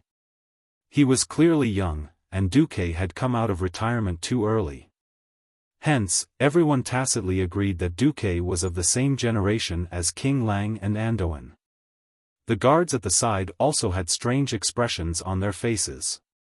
It was as if they wanted to laugh but did not dare to. Anduin's movements paused for a second, and then he immediately pounced on Linley at a faster speed. That was not a hug. That was the standard clinch move in wrestling. Everyone seemed to be able to hear the crisp sound of Duque's bones. Help! Kill me! Anduin, you bastard! Put me down! Duque was very tall, and his physique was comparable to that of an orc warrior. The difference in physique, coupled with the fact that Duque deliberately went easy on him, made the scene look as hilarious as it had been more than 10 years ago. The onlookers all had a smile on their faces. Speaking of which, only such an incomparably harmonious relationship could allow them to believe in each other even after losing contact for 10 years. Even after Duque's return, he had not returned to Stormwind City even once before today. Stormwind still steadfastly supported Duque and cooperated with Duque's actions. It was finally over. Duque seemed to have been put on his shoulder, but in fact, he was dragged to the conference room like a dead dog. Damn it! You're still so strong. Go ahead and be happy. I'm already over 60 years old, and the only thing I can brag about is my strength. Anduin's face was full of sorrow. In this era of material scarcity, people who could live past 60 years old were considered to have lived a long life. Duque shrugged. It's better than lying on a sickbed and waiting for death. Anduin glanced at William, who had shrunk his head back, and shifted his focus back to Duque. Why do you still look like you were 18 or 19 years old? Duque stuck out his tongue. Do I have to tell them that the Red Dragon Queen has granted me immortality now? Anduin did not mind. Well, when I first met you, people often said that I looked like a young man in his 20s. Now, it's your younger generation's world. After saying that, he deliberately glanced at Kalia and Alucia, who had not taken their eyes off Duque ever since he entered the room. Anduin secretly sighed in his heart. Ordinary people could not even find a noble lady to marry, but Duque had it easy. When he heard that Duque had officially rejected Jaina, Anduin was not surprised at all. This was because the news that Duque had hooked up with Queen Kalia and the soon-to-be Queen, Sylvanas, had already spread like wildfire. Coupled with the Marquis of the Stormwind Kingdom, who actually controlled the entire South Sea city-state, Lady Alucia Berev, who also had hopes of establishing a new country, it was not an exaggeration to say that Duke had provoked the three queens at the same time. In times of peace, this might have been a war. Fortunately, the Calamity army was invading, and no one thought about it in that direction. Anduin rolled his eyes. At most, if that bastard Duque wanted to escape from the marriage, Stormwind would protect him. However, business was more important now. Yes, Duque. Earlier today, there was a violent tremor in the Dalajan. The palace mages of Stormwind deduced that there might be a powerful existence descending. You should be here for this matter, right? Yes. The commander of the Burning Legion, Archimond. He has just descended in the Dalajan, and is now heading west. He is expected to enter the Endless Sea from the South Flow coast or near the border of Gilness. His target is most likely the Well of Eternity at Mount Hyjal in the Kalimdor continent. With that, Duque played the footage he had recorded from Antonida's Mage Tower. He even emphasized that the attacks of Breaking Dawn mages were ineffective against Archimonde. Hiss! The entire audience gasped in astonishment. A combat power that could easily destroy a city single-handedly. Could this guy really be defeated? In the face of a super demon like Archimonde, the power of mortals and the combat power of mortals were 1,000,000 times more laughable than ants. Should they be glad that Archimonde did not directly cause trouble for the Alliance after descending? Or was this just the final countdown before the real apocalypse? Under the conference table, Wuxia, who was sitting on Duque's left as Duque's vassal, secretly extended her small hand towards Duque. Duque did not refuse, and also used his left hand to secretly grasp Wuxia's soft and slender hand. Women were sensitive, and in times like this, they especially needed comfort. Duque immediately held her hand, which made Wuxia feel at ease and relieved. She could not help but shout in her heart. Duque did not forget me. Duque did not forget me. Duque did not forget me. Kalia, who was sitting opposite, seemed to be equally sensitive. She noticed the change in Wuxia's expression, and from the movements of their shoulders, she could faintly feel the small movements under the table. However, she was sitting here as a queen, so she could only lightly purse her lips and pretend that she did not feel anything. Back to the topic at hand. William was truly fearless. He raised his hand and asked, "Is there nothing that we humans can do?" Duque said in a deep voice, "This is the reason why I am here. We already have an Ashbringer. But I still want to ask, how is Quell Zaram? Also, if you want to fight against Archimonde, your body might not be able to support you."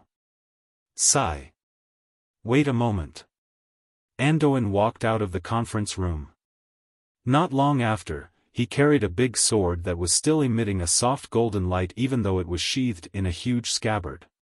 On the conference table, under William's excited gaze, Anduin pulled out Quell Zaram.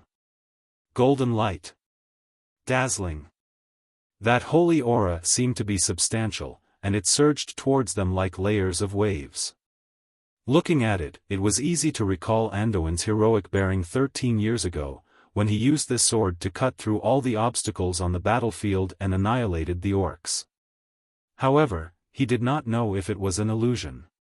He just felt that this sword seemed to be a little narrow. Anduin, the sword has indeed been recast, but after it broke back then, there was a long fragment that could not be put back together no matter what.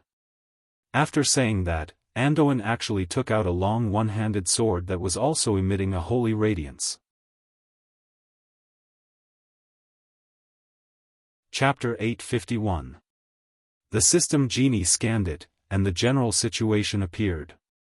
This was the translated version of the information that Duque was familiar with: unknown holy sword bound after pickup, unique one-handed sword, 90-155 damage, speed 2.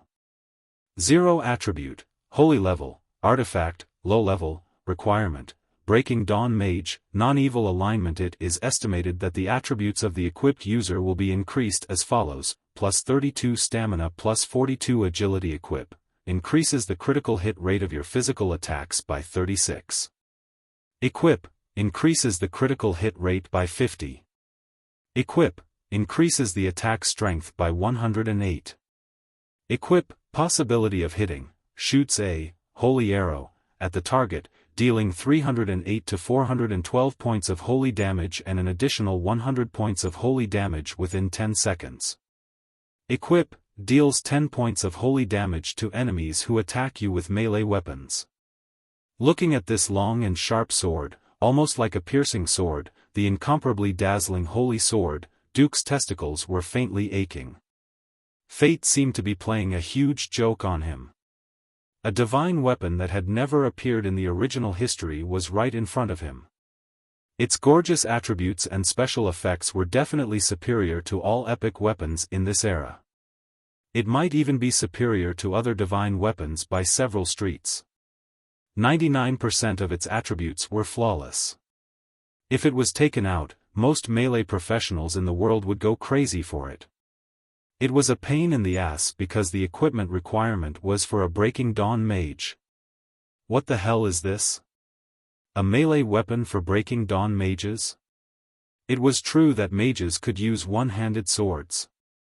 Before transmigrating, Duque had teased his mage friends in the game. Damn it, if you can't fight, can't you just rush up and kill the boss with your staff? However, this holy sword, which was clearly meant for thieves who used swords, was actually limited to Breaking Dawn mages. Wasn't this asking Duque to stab Archimonde with the sword? Such a small sword for Archimonde to use as a toothpick? What kind of divine weapon is this? Duque, who was used to safely hiding behind and casting magic, was shocked when he found out that this meant he had to fight at close range. Anduin also knew how unreliable this sword was. He could only shrug and say helplessly, "I don't know what happened either. After the sword broke, I went to find Magni to reforge it." In the end, he still insisted that this was the guidance of fate. The guidance of fate? Fate my ass. If I didn't change your fate, you, Noxus, would have been dead 13 years ago. Lothar continued, "If it was someone else, I would think that Magni was crazy. But if it's you, I think this might be a special opportunity. Come to think of it, your talent in close combat isn't bad. After all, you stabbed Sargeras and beat up Deathwing." Duque couldn't hear what Lothar said after that. Because he was already in a mess in the wind. Duque wasn't afraid of death because he could resurrect. Duque had always tried his best to stay as far away from those who played with dark magic and plundered souls. One had to know that even though Archimonde looked like a maniac in melee combat, he was actually more skilled at magic than most mages. He could still remember Archimonde's finger of death. This unreasonable dark magic was definitely powerful enough to destroy the heavens, the earth, and the air. If he was hit by it, Duque's soul would fall in minutes. Even the angel sister, who could only be seen after death, couldn't save Duque. This time, if he died, he would die. In the past, Duque had the fearless image of a mage who wrote novels and a warrior. Ah! Aren't you a legendary hero? Aren't you the dragon slayer Duque? You even dared to fight Sargeras, why don't you dare to fight Sargeras' underling? When Duque rose higher and higher with all kinds of achievements, people would unknowingly have higher expectations of him. It was like a ruffian who became a hero, and people would praise him loudly. On the other hand, even if a hero slaughtered one evil dragon after another and saved countless people, people would only think of him when the next evil dragon appeared. For a moment, Duque almost wanted to abandon this burden. He had never been a true warrior. Even after transmigrating for so long and doing so many earth-shattering things, he was still an ordinary university student. He could be resurrected after losing his moral integrity, and he could sacrifice his courage at almost no cost. No one knew that because he was afraid of his soul being captured, Duque had been avoiding Ingang and other demon warlocks who were far more powerful than him. For example, he had never faced the demigod warlock Ghoul Dan even once. Moreover, this time, he was no longer facing an enemy of similar strength, but a demon commander who was far beyond his imagination. It wasn't just him. Even Wuxia, who was secretly holding his hand, grabbed his hand instead. She was clearly saying, "Don't go, that's the demon commander. Only a demigod should deal with him." However, Duque still held out his hand. It wasn't the left hand that Wuxia was pressing down on. It was the right hand. He used his right hand to grasp the hilt of the unknown longsword. There was a bitter smile on his face. "I came for insurance. I just didn't expect this insurance to be myself." Anduin took a deep breath.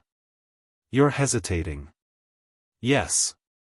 Unexpectedly, Duque didn't deny it. "I thought you were a fearless and gutsy non-human monster." Duque was silent.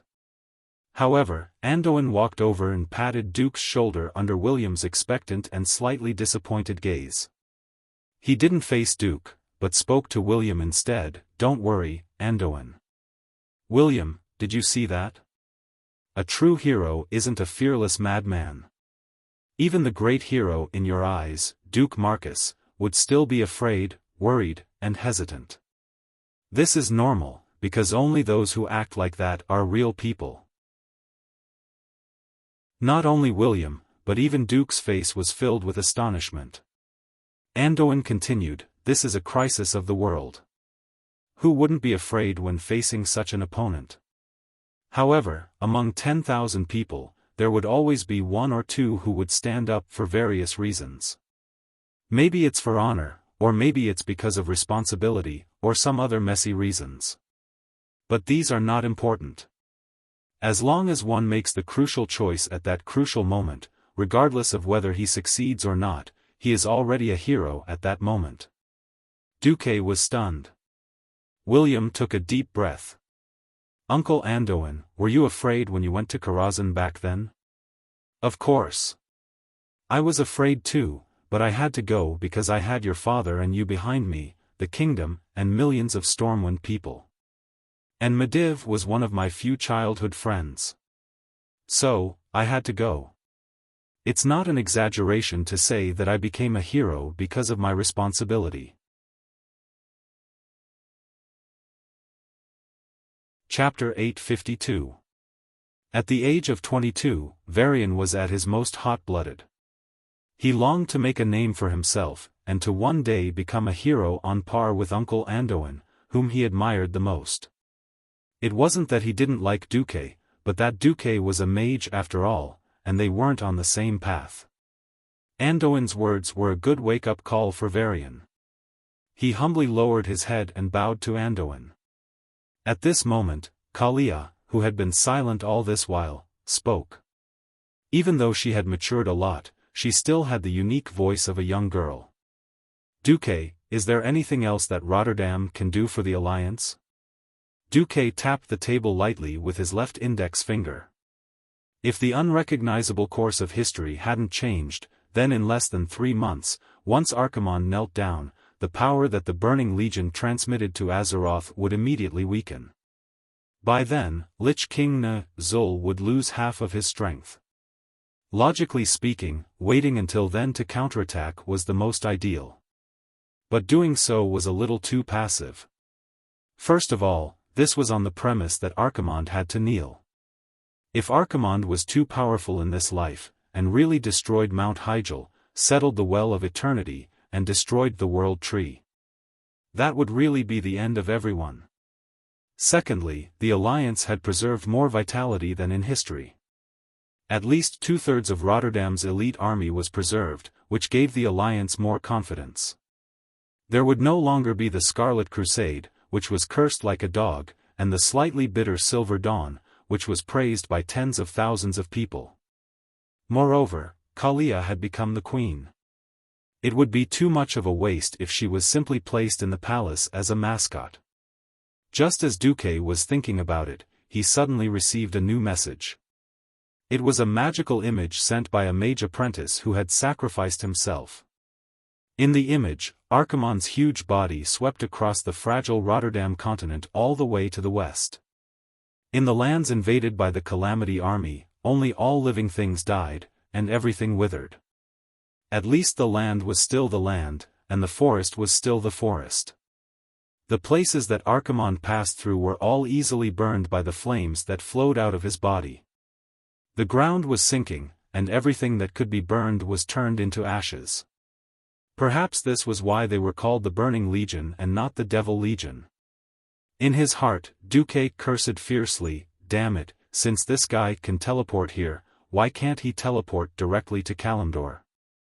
Although he was cursing, Duque still asked the officer who had sent the message in detail. The news he got was that Archimonde had already gone to the vicinity of Orson Farm in the Silver Pine Forest in the west of the Lordaeron continent. It is estimated that the gigantic demon will arrive at the South Stream coast by late tomorrow, the messenger reported.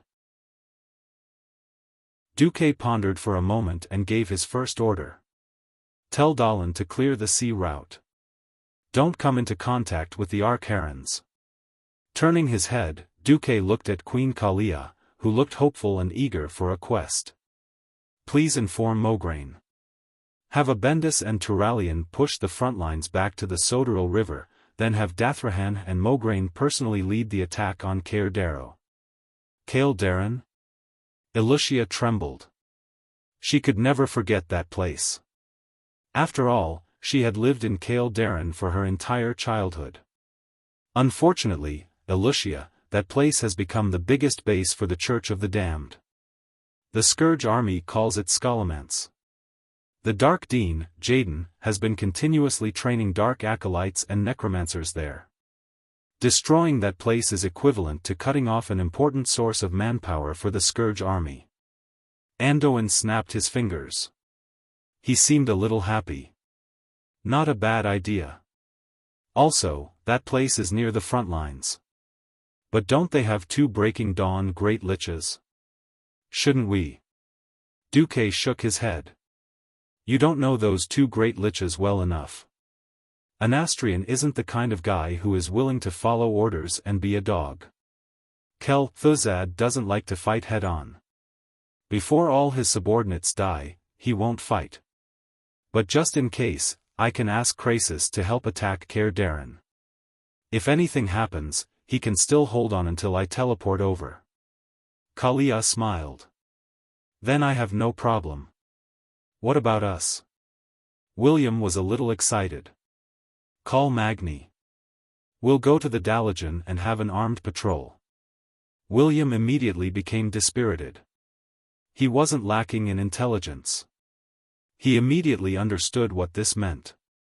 Archimonde had roared in the Dalajan and turned the Dalajan into ruins. It was conceivable that Arthas would evacuate the Dalajan.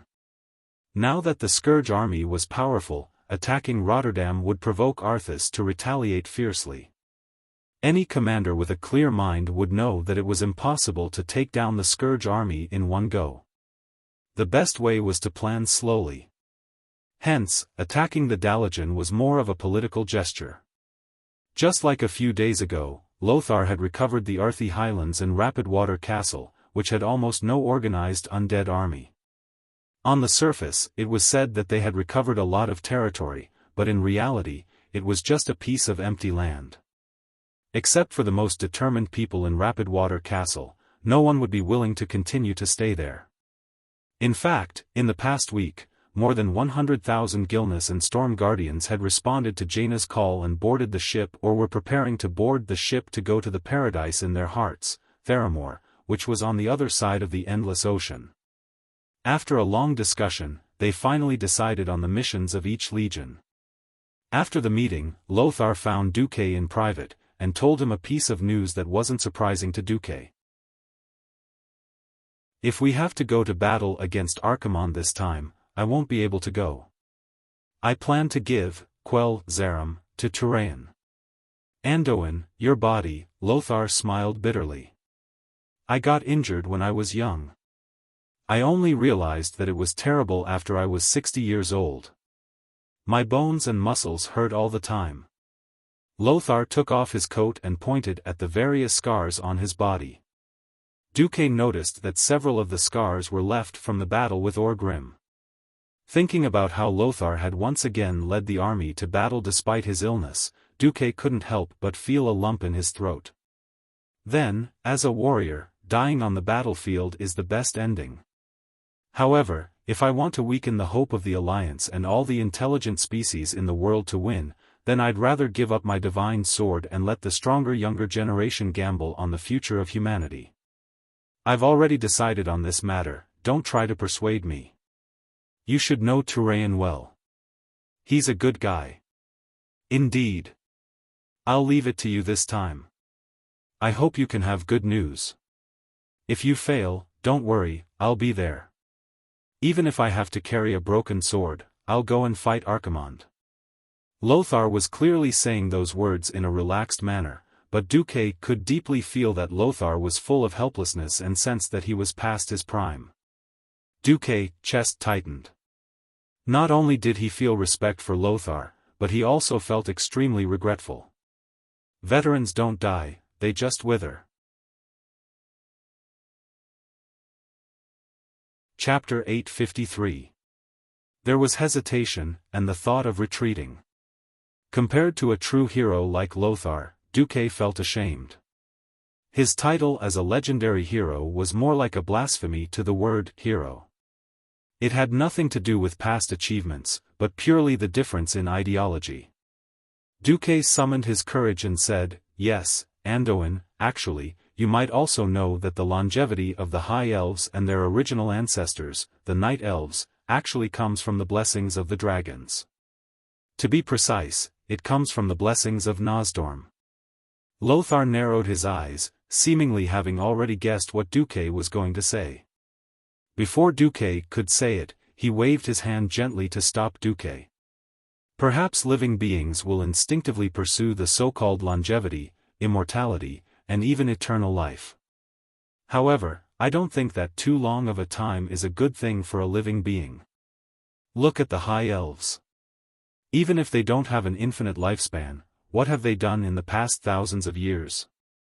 They have fallen and corrupted because of emptiness, and imprisoned the thoughts of themselves and their compatriots because of their lack of progress.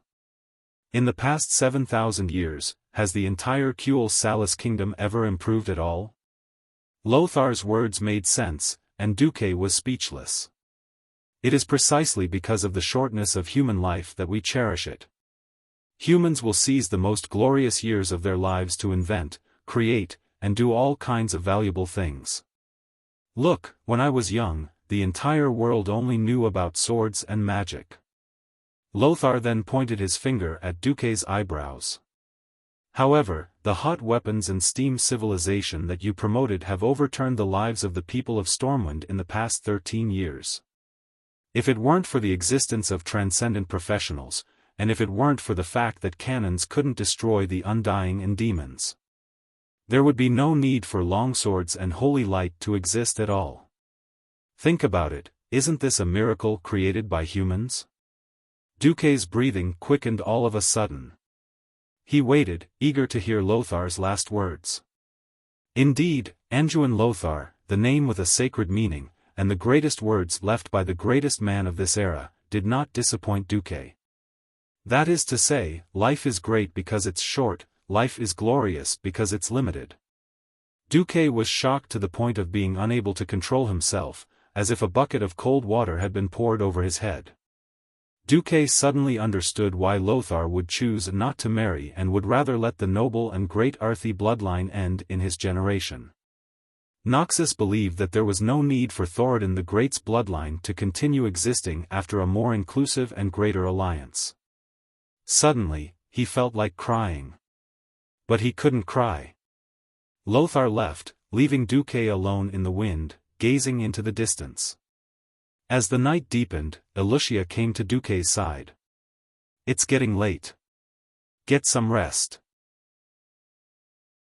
If the soldiers below see you in such a melancholic state, they will start to doubt their future." Yes. In the past 10 years, in order to avoid agitating the Rotterdam kingdom, the Barov family had never sent any of their members to take up important positions in South Sea Castle. However, as the former lord of South Sea Town, the Barov family's influence was everywhere, and they were the de facto masters of South Sea city-state. Hence, the Barov family owned an independent villa on the hill to the west of South Sea Castle. Following Lucia to the so-called resting place, Duque was stunned to discover that the style of the villa was completely modeled after the villa on the side of the Wind Lake that he often stayed in.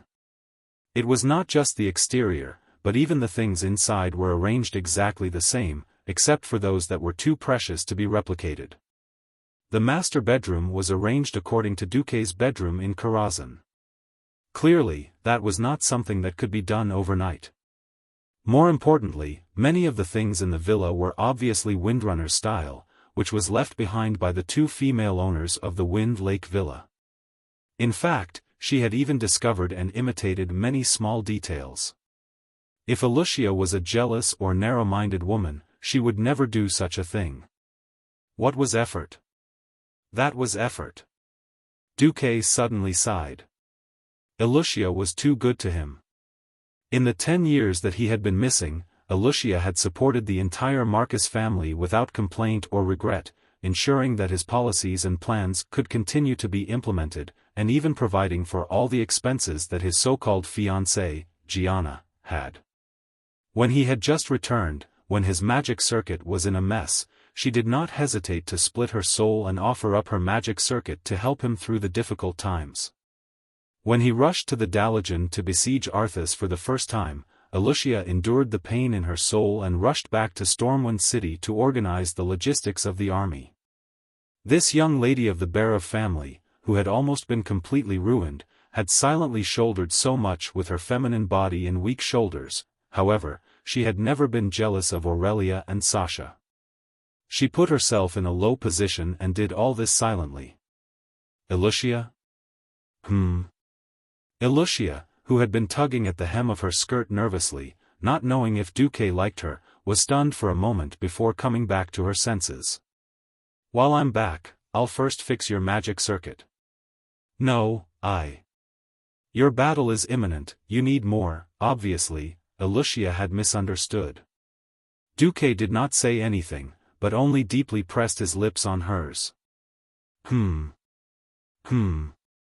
The woman's uneasy heart suddenly calmed down. Duque smiled. Don't you think that if you get your magic circuit back, it will be more convenient for you to open the portal to find me? Wuxia's face instantly turned red. From her cheeks to her neck, to her collarbone, to her half-exposed peaks, she was all bright red. Actually, I didn't mean to drag you down today. But when I think that I haven't really had you, and that I might lose you soon, I suddenly feel very scared. Duque breathed into Wuxia's sensitive ear. Today, in addition to fixing your magic circuit, I will also help teach you alchemy. Alchemy? When did Duque learn this thing? Or did Duque learn it in the past 10 years in Karazhan? Duque added in a low voice, it's the most mysterious human alchemy in the world. What? The human body was very mysterious. It consisted of 45% to 75% water, about 8% blood, 35% to 40% bones, and a certain amount of protein, fat, and muscle. The specific method was to first purify the parent body, usually just washing it clean, and then draw a magic circle with your finger. Usually, you would focus on the important parts, and wait for the parent body to warm up. The last step was the most important step, pulling out the long sword needed to summon life, stabbing it into the center of the magic circle, repeatedly stabbing straight, stabbing left and right, and stabbing back until the blade burst with the light of life. There was a chance to complete human alchemy in 10 months.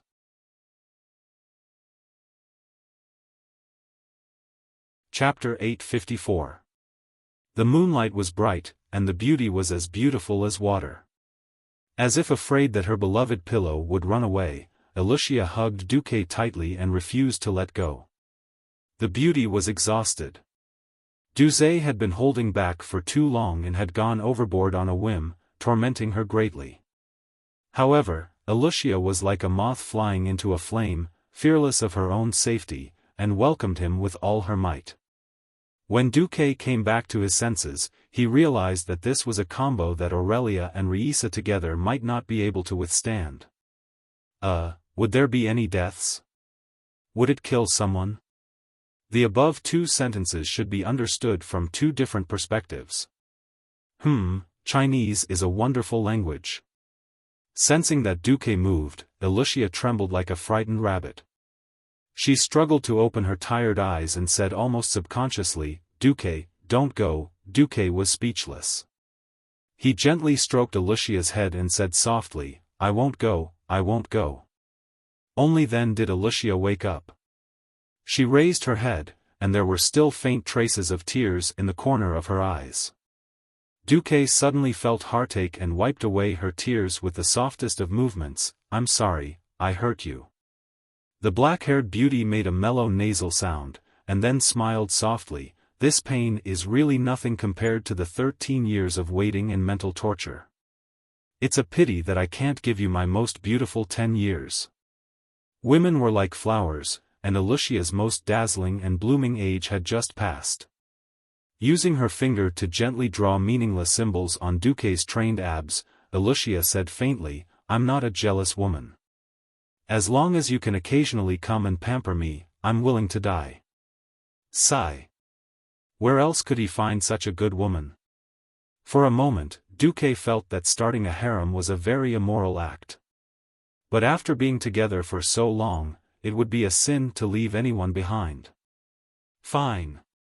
He would get used to it after a while. However, Duque decided to give Alicia a gift. "Close your eyes."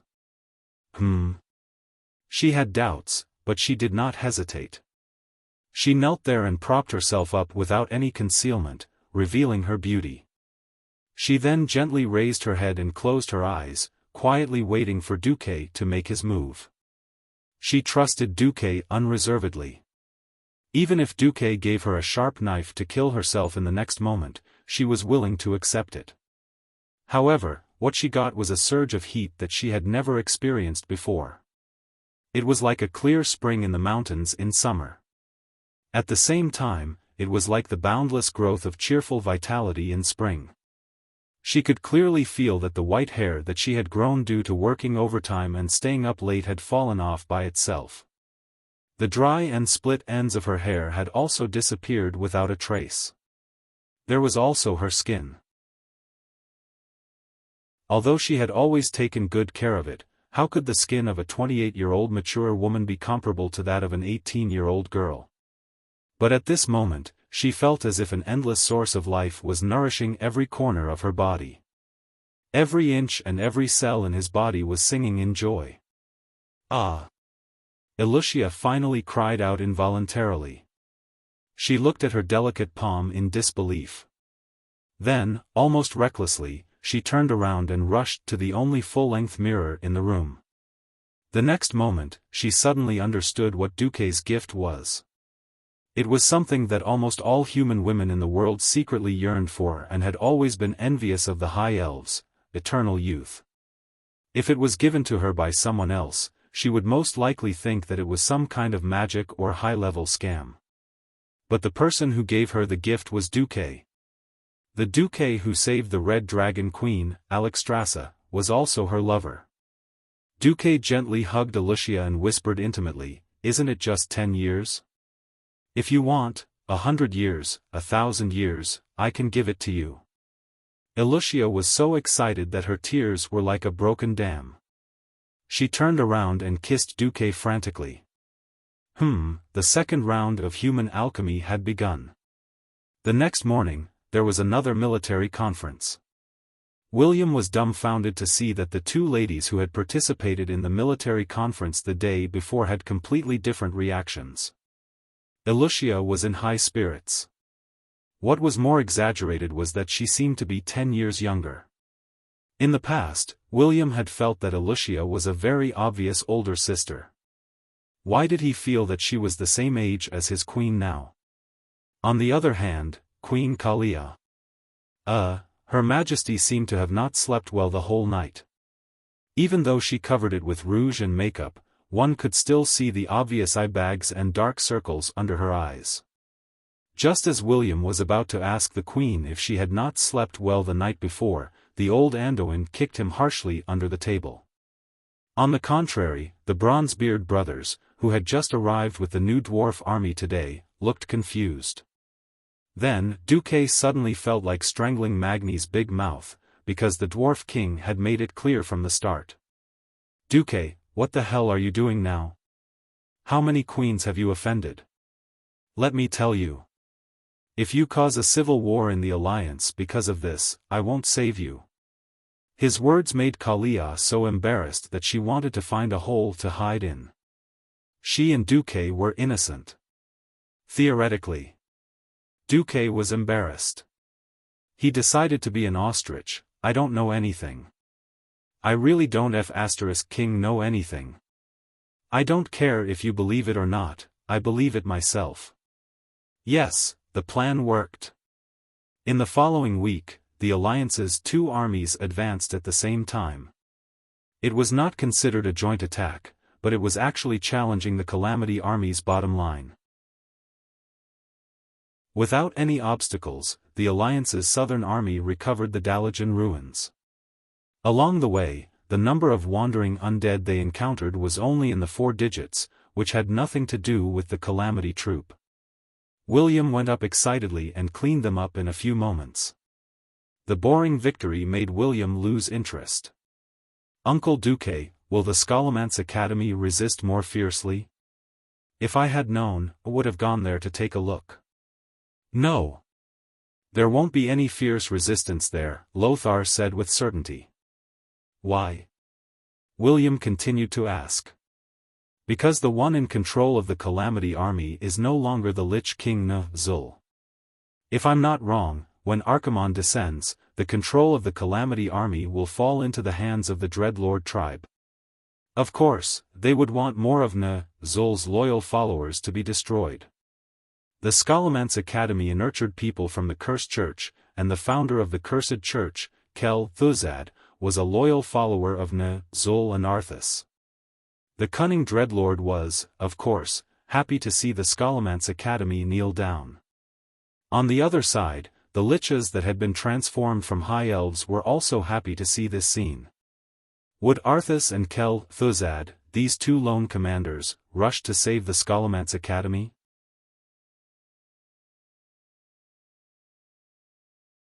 Chapter 855. Caer Daren, the former base of the Barav family, was on the island in the middle of the lake. At this moment, the huge city gate seemed to be under unimaginable pressure, and it was creaking. Every nail, every huge wooden plank, and every piece of reinforced steel frame on the city gate that was wrapped in a thick layer of fine steel skin was trembling, as if it would fall apart at any moment. It was the Dark Dean of Scholomance, Gandling. His dark magic was exploding uncontrollably under the stimulation of the powerful holy light outside the door. He looked at the dark apprentices behind him with pity, and he tried to suppress the unstable structure of the space due to the powerful mysterious power. He reminded them with difficulty, "Run for your lives. Those who were killed by Ashbringer won't even have the chance to revive." Run? Where to? Within a radius of several kilometers, there were Griffin Knights in the sky, warships specially towed by steam tractors on the surface of the water, and Naga and Murloc troops that had been specially summoned to the bottom of the water. The one in charge was even the Murloc prophet Maugr, who had advanced to the Radiant Moon rank. The surrounding space was still completely sealed by the Dalajan mages led by Krasis with a magic array. Regardless of whether Anastrian would come or not, even if he did, no one would be able to save them if Duke entered the battlefield at any time. Unless the entire Scourge army came to rescue them. But was it possible? Not when the Dreadlord family controlled almost all the high-level undead. With the last tone of Gadon's words, there was finally an overwhelming sound of metal tearing and giant wood twisting and shattering at the huge city gate. The gate, which was more than 10 meters tall, collapsed. In the swirling dust, 2 burly figures emitting golden light appeared in front of the dark acolytes and necromancers, ignoring the interference of the dust. "Die! Fallen ones!" Mograine swung, Ashbringer, which was as large as a door, and hundreds of evil souls within 100 meters let out shrill screams before they could even get close. Then, under the blazing platinum light, they were turned into ashes. Retreat?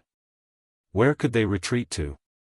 Under normal circumstances, they would retreat to the depths of Scholomance and use traps and mechanisms to deal the most damage to the Alliance. Don't forget, history is very different. The Barav family, which had joined Scholomance in the past, had lost 2 unfilial sons, but the old duke was still living well in Elwyn Forest. Caer Daren was a territory that the Barav family had operated for centuries. What Gadon knew, the Barav family knew. What Gadon didn't know, the Barav family knew. It was a tunnel of uncanny workmanship that connected the bottom of the lake to the island in the middle of the lake. Furthermore, it had been enhanced by concealment magic, preventing detection from those below the Breaking Dawn realm. It had not been opened for over 30 years. A super holy bomb made by the best dwarves and gnome craftsmen was secretly transported to the lowest level of scholomance. When the lake water mixed with holy light shot out from the ventilation holes of every room in the academy, the outcome of this battle was already decided. Mograine slashed, Ashbringer, in the air, and the golden sword light that seemed to be able to extend endlessly hit Dean Gaddon's black magic shield like lightning, exploding into sparks all over the sky. This was the result of Gaddon using lightning and dodging most of the power of Ashbringer. If he had been hit directly, he would probably have been killed instantly. The surrounding space became more and more viscous, and even a powerhouse of Gaddon's level could only flash to a mere 20 meters away. Usually, a flash was at least 100 or 200 meters away. Gaddon groaned in pain and directly abandoned the magic shield on his body that had been corroded by the holy light. He tumbled down from the air and rolled a few times on the ground under the effect of the momentum before he stabilized himself. However, just as he summoned a new void demon and tried to sacrifice this demon to become his magic shield again, another ball of holy light brushed past his fingertips and hit his summoned demon. That was Saidan Dathrahan's Hammer of Wrath. The hammer made of golden holy light smashed the void demon into pieces. It was too late for Gaddon to anti-summon it. The sharp pain from the soul connection told Gaddon that this void demon was finished, and its existence had been completely erased from the entire universe by the holy light. The scorching air current with the shock wave of the explosion blew Dean Gaddon, who had just gotten up from the ground, several somersaults. He crossed the potholed battlefield and finally crashed into the blacksmith's shop where the undead blacksmith was working just a moment ago. Gaddon's old bones were stopped by an incomparably heavy iron felt. He knocked over a red-hot iron ingot on the iron felt, and the high-temperature red iron ingot imprinted on his shoulder, making a sizzling sound that was unknown whether it was roasted meat or bones. For an undead who had been resurrected twice, physical injuries were not important. What was really tragic was the subsequent blow. The brilliant brilliance of Ashbringer broke Gaddon in half at the waist. Not only in the physical sense, but also on the soul level. His soul, which was originally full and complete, was suddenly left with only half of it. Ah! Gaddon let out a shrill scream. When he struggled on the ground with his bloodless upper body, two holy knights stood in front of him. Do you want to repent? A degenerate who pushed his friends and family into hell. Saidan's face was full of ridicule. His Majesty the Lich King. Gaddon opened his arms, trying to make one last fanatical shout with his remaining soul. Who would have thought that before he could finish, the huge Ashbringer had already chopped him into pieces like a mountain-splitting axe. The evil body finally turned into ashes and dissipated in the air. Saidan rolled her eyes. I thought you would let him finish shouting before killing him. What did Duque say again? The sad cry of a dog can be quite interesting sometimes. Ignoring Saidan's frivolity, Mograine waved his hand, and a large number of holy knights rushed in to wipe out the remaining enemies in Scholomance. At this time, he turned his head to look at Saidan Dathrahan. Saidan, I have seen too many disgusting undead who escape at the last moment. That's why I won't relax until I completely destroy them. You also have to be careful. Even if it is you, if you are careless, you may end up like Antonidas and have your body taken over, ending up with a ruined reputation. Ever since the Holy Knights decided to walk on the path of holy light, they have never been afraid of death, but we must die for something. A shiver came from the soul, and it made Saidan shiver. Perhaps it was because she sensed the tragic fate in her original history, or maybe it was some strange sixth sense. This time, Saidan really listened to him. At the same time, Duque, who had conquered the Dalajan ruins, found Antonida's last gift.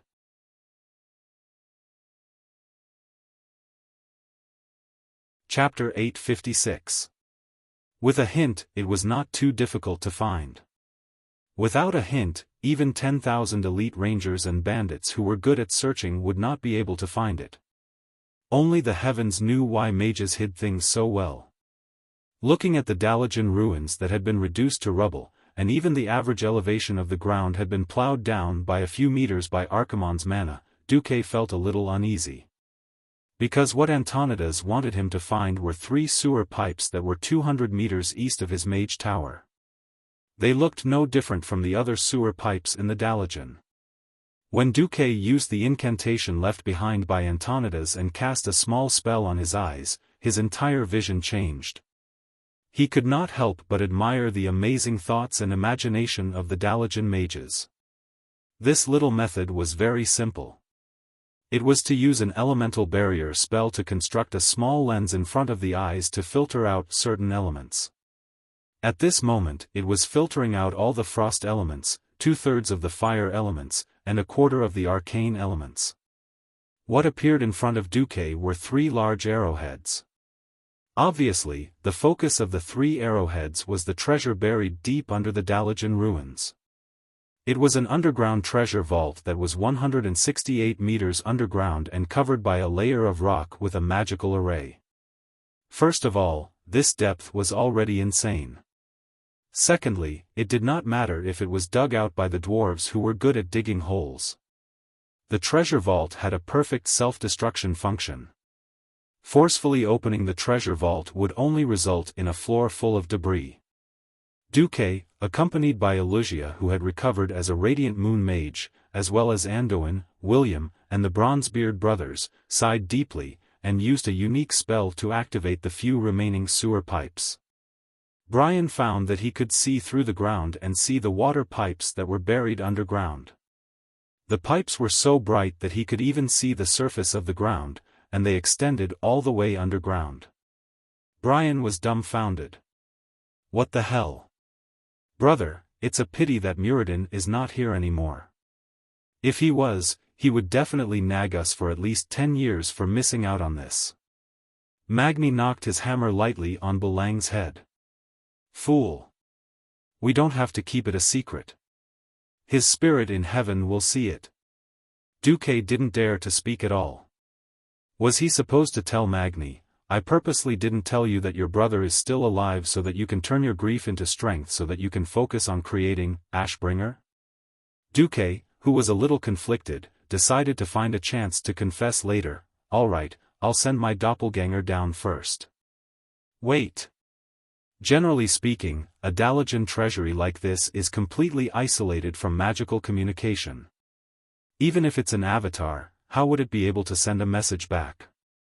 Duque smiled mysteriously. I have my own plan.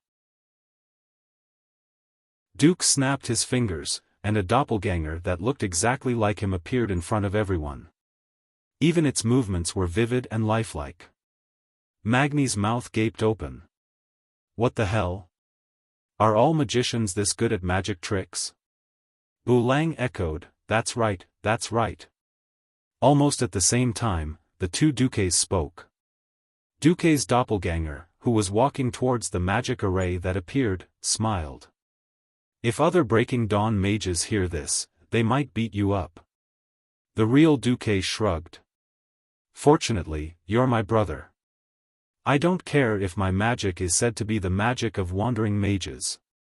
The 2 dwarves' jaws dropped, and they couldn't close for a long time. Apart from the 2 dwarves, William was also shocked speechless. He turned his head and looked at Lothar with his young face. Uncle Anduin, are all Breaking Dawn mages so powerful?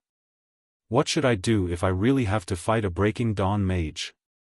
Anduin touched the back of his head, only to realize that there were no hairlines on his forehead. He sighed awkwardly. No, regardless of whether he's a Breaking Dawn mage or not, it seems that Duque is the only one as perverted as Duque. As for fighting a Breaking Dawn mage, unless he has the skills of a pioneer warrior, there's no way he can fight now. Who knew that even Wuxia was muttering softly, if Duke really had that many, we wouldn't have to fight so hard. Duque was speechless. He really didn't know if Wuxia said that for him, or if she was just expressing her feelings. Antonida's magical defense array was very complete, and all types of magic were isolated. Once the doppelganger entered, not a single magic message could be sent out. Even so, Duque had a solution. After a while, a short and long knocking sound came from the depths of the earth. Of course, ordinary people wouldn't be able to sense such a weak vibration, but the system elf could. A simple Morse code would solve the problem. Short, short, this is S, short, long, is A, short, long, yes, is F, short, is E, safe. Safe. Duque said in a language that the others couldn't understand, causing them to be stunned. It was still Magni who was the most sensitive. He suddenly raised his hand and shouted, "Wait, your doppelganger uses knocking to send signals? Is it Morse code?" Of course, Duque answered instinctively. Magni immediately took out a loudspeaker and placed it on the ground, pressing it to his ear. He even made a shoo gesture for everyone to be quiet. His third brother did the same. The two respectable dwarves huddled on the ground, listening to the weak sounds coming from the depths of the earth. It had to be said that when it came to digging underground, dwarves were first-rate experts. There's really a sound. Although it's very weak. Magni was the first to shout.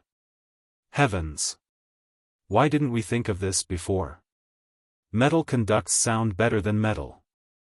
In the future, we can rely on knocking on the rails to send the signals we set. The magical Bulang understood by analogy. We don't have to be exploited by those greedy human magicians anymore. Last time, that bastard said that my spies told me that my precious daughter was hanging out with a charcoal-like dwarf. He even dared to charge me 500 gold coins for this information. I only found out later that my spy didn't send such a message at all. Magni was indignant. Duque looked constipated. In fact, he really wanted to tell Magni, "Your precious daughter is really like a charcoal-like dark iron dwarf, and it's F** King true love." Now, Duque didn't dare to complicate the issue. The alliance was already annoyed enough. He didn't want another battle between the Bronzebeards and the Dark Iron Dwarves, at least not now. Ignoring the Bronzebeards, who were ecstatic because of the sudden discovery, Duque walked into the portal with Alicia. A halo covered both Duque and Alicia. After a feeling of descending like an elevator, Duque saw a small room. It was a room covered in frost. In the middle of the room, in a long round icicle, a beautiful sky-blue staff was sealed. Chapter 857. The white staff had a psychedelic translucent feel to it. At the top of the staff was a round blue base. On the base was a white jade-like angel with both hands clasped together in a praying posture. It looked a little like white jade, but upon closer inspection, it looked like a silver-plated metal. It was a staff that should have been frozen in an ice pillar, but behind the angel's statue were 12 blue arcane stars that were distributed in the shape of a clock, rotating slowly in a clockwise direction. It was exceptionally beautiful. Duque said casually, "This should be a gift left behind by Antonidas. All women love to be beautiful." Alicia subconsciously cupped her face and exclaimed, "Wow! What a beautiful staff. It's a pity, this aura is only used by Breaking Dawn mages, isn't it?" Duque smiled and gazed at Alicia. "I'll use it for the time being. I'll give it to you when you reach Breaking Dawn." Alicia was stunned. "Then, what are you going to use?" "I don't really like using staffs, unless it's a very powerful one. Otherwise, I won't bother using it." After saying that, Duque thought of something and added, "Actually, I still have the Atish, the legendary staff of the Guardian, from Mediv. One day, I'll recast that divine staff." Hearing Duque's words, Alicia was relieved. Her eyes curved into 2 crescent moons as she smiled. "It seems that even for this staff, I have to work hard to break through to Breaking Dawn." Duque rolled his eyes. Only a sorceress like Wuxia, who had no desires on the path of mystery, would be able to put the cart before the horse to such an extent of training purely for the sake of a beautiful staff. Alright, it's time to get down to business. Abila. Dumakat. Salon, softly chanting the spell that Antonidas had given him, Duque extended his right hand forward as if he had touched the surface of a calm lake. Magic ripples spread in the air, and when the azure radiance spread throughout the vault, the piece of ice that had sealed the staff disappeared without a trace. It was as if the ice was just an illusion. Duque let go of Alicia's hand and stepped forward. He subconsciously reached out with his right hand, and then, grabbed nothing. Like a proud kitten that refused to be touched by strangers, the blue and white staff spun in a small circle in the air, evading Duque's grasp. A cross-shaped vein appeared on Duque's forehead. This time, he reached out at an even faster speed, but missed again. Pfft! This time, even Alicia, who was watching from the side, laughed out loud. What the hell? Duque was about to flip out when he suddenly received a prompt from the system elf. Dear host, it seems to want you to hold it with your left hand. Ha! Left hand. Duque listened to the system elf's prompt and stretched out his left hand this time. Suddenly, the proud kitten turned into a docile little kitten and landed on Duque's left palm. Almost as soon as he held the staff that was more than a meter long, incomparably complex and mysterious purple-blue arcane runes covered the entire body of the staff. Duque looked at it attentively, and suddenly a large list of prompts appeared on his retina. Frowny face Obsidian Queen, bound after pickup. Unique. Secondary staff, cannot equip another staff after equipping, 50-85 damage, speed 3. 0, attribute, arcane level, demigod requirement, Breaking Dawn Mage, owner of, Arcane Throne, and, Crown of Ice, Magic Circuit. It is estimated that the attributes of the equipped user will be increased as follows, plus 50 endurance plus 88 intelligence equip, plus 20% arcane magic damage equip, plus 40% arcane magic conversion efficiency equip, plus 20% critical strike rating equip, increase magic hit rating by 32 equip. Increase magic hit rating by 32 as long as you are in a place connected to the arcane elemental world, default plus 255 spirit. Equip, automatically activates a magic shield, by default, can absorb up to 550 damage. Cooldown, 60 seconds equip, you have an additional, arcane energy, cooldown, 300 seconds, does not conflict with the cooldown of the arcane circuit caused by the activation of arcane energy. After looking at the attributes of this strange secondary staff, Duque was dumbfounded. It was not that this staff was not impressive, but it was too impressive. Putting aside the harsh requirements that were almost exclusive to Antonidas, even though it was a demigod weapon, its attributes were even more impressive than many of the divine weapons in his impression. For example, the Atish, legendary staff of the Guardian, in Duque's impression, its intelligence was just over 100. Duque really liked staff that directly increased percentage. This was many times better than staff that increased attributes. A life-saving magic shield that could be used once every 60 seconds was definitely a praise. That extra burst was a godly skill among godly skills. If he were to praise it, then Duque would like to give it 10,000 times. But, after equipping this staff, he could no longer use other staffs? This staff could actually increase spirit by 255 in most cases. What the hell was this? Spirit was a little useless for mages, but it was better than nothing. Spirit was an attribute that was generally used by priests and other healer professions, and the plus 40% arcane magic conversion efficiency always made Duque feel, did I just take a wand-type magic battery? There were so many things that Duque wanted to complain about in his heart that it was almost comparable to the stars in the sky. In the end, Duque finally understood why Antonidas did not use this staff himself. On the table where the staff was originally stored, Duque found a handwritten book. On it was written Antonita's diary, or rather, last words. Today. I finally got my body back, but I am no longer human, but a dirty great lich. I hate this state. Although I am old, I have never wanted to survive in this form.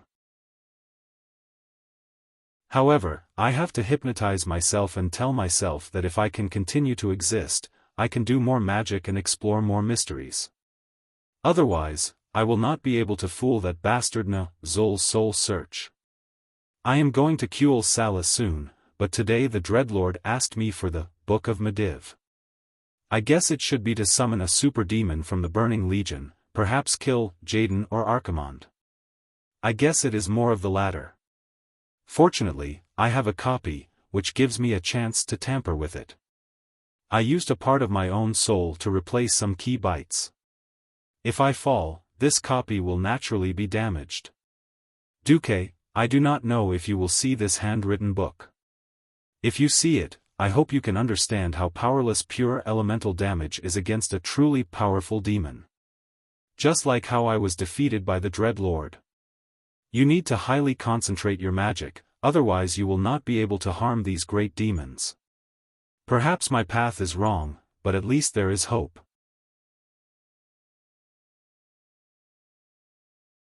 Chapter 858. The second half of the letter described a mage profession that Duque was both familiar and unfamiliar with. Duque looked at it and exclaimed, "Damn! Battle mage." This class-sounding profession evoked a memory that had been sealed away for a long time. Before he transmigrated, many players would remove the Azeroth. It was a time when Lordaeron had collapsed. The once glorious people of Lordaeron had formed the famous Scarlet Crusade. In the Scarlet Crusade dungeon, there was an area called the Scarlet Zone. The Scarlet Zone was not a popular dungeon and most players were not familiar with it, so it was common for the team to be wiped out. But the most terrifying elite monsters were even scarier than the bosses. They were the seemingly ordinary red-cloaked battle mages. When Duque first came, he thought it was just an ordinary monster that wielded two weapons. In its right hand was a seemingly powerful flaming sword and in its left hand was an ordinary staff. Ah! It sold swords and made staffs at the same time. Duke joked. Then, he was so amusing that he, a mage, dared to run over and start the fight.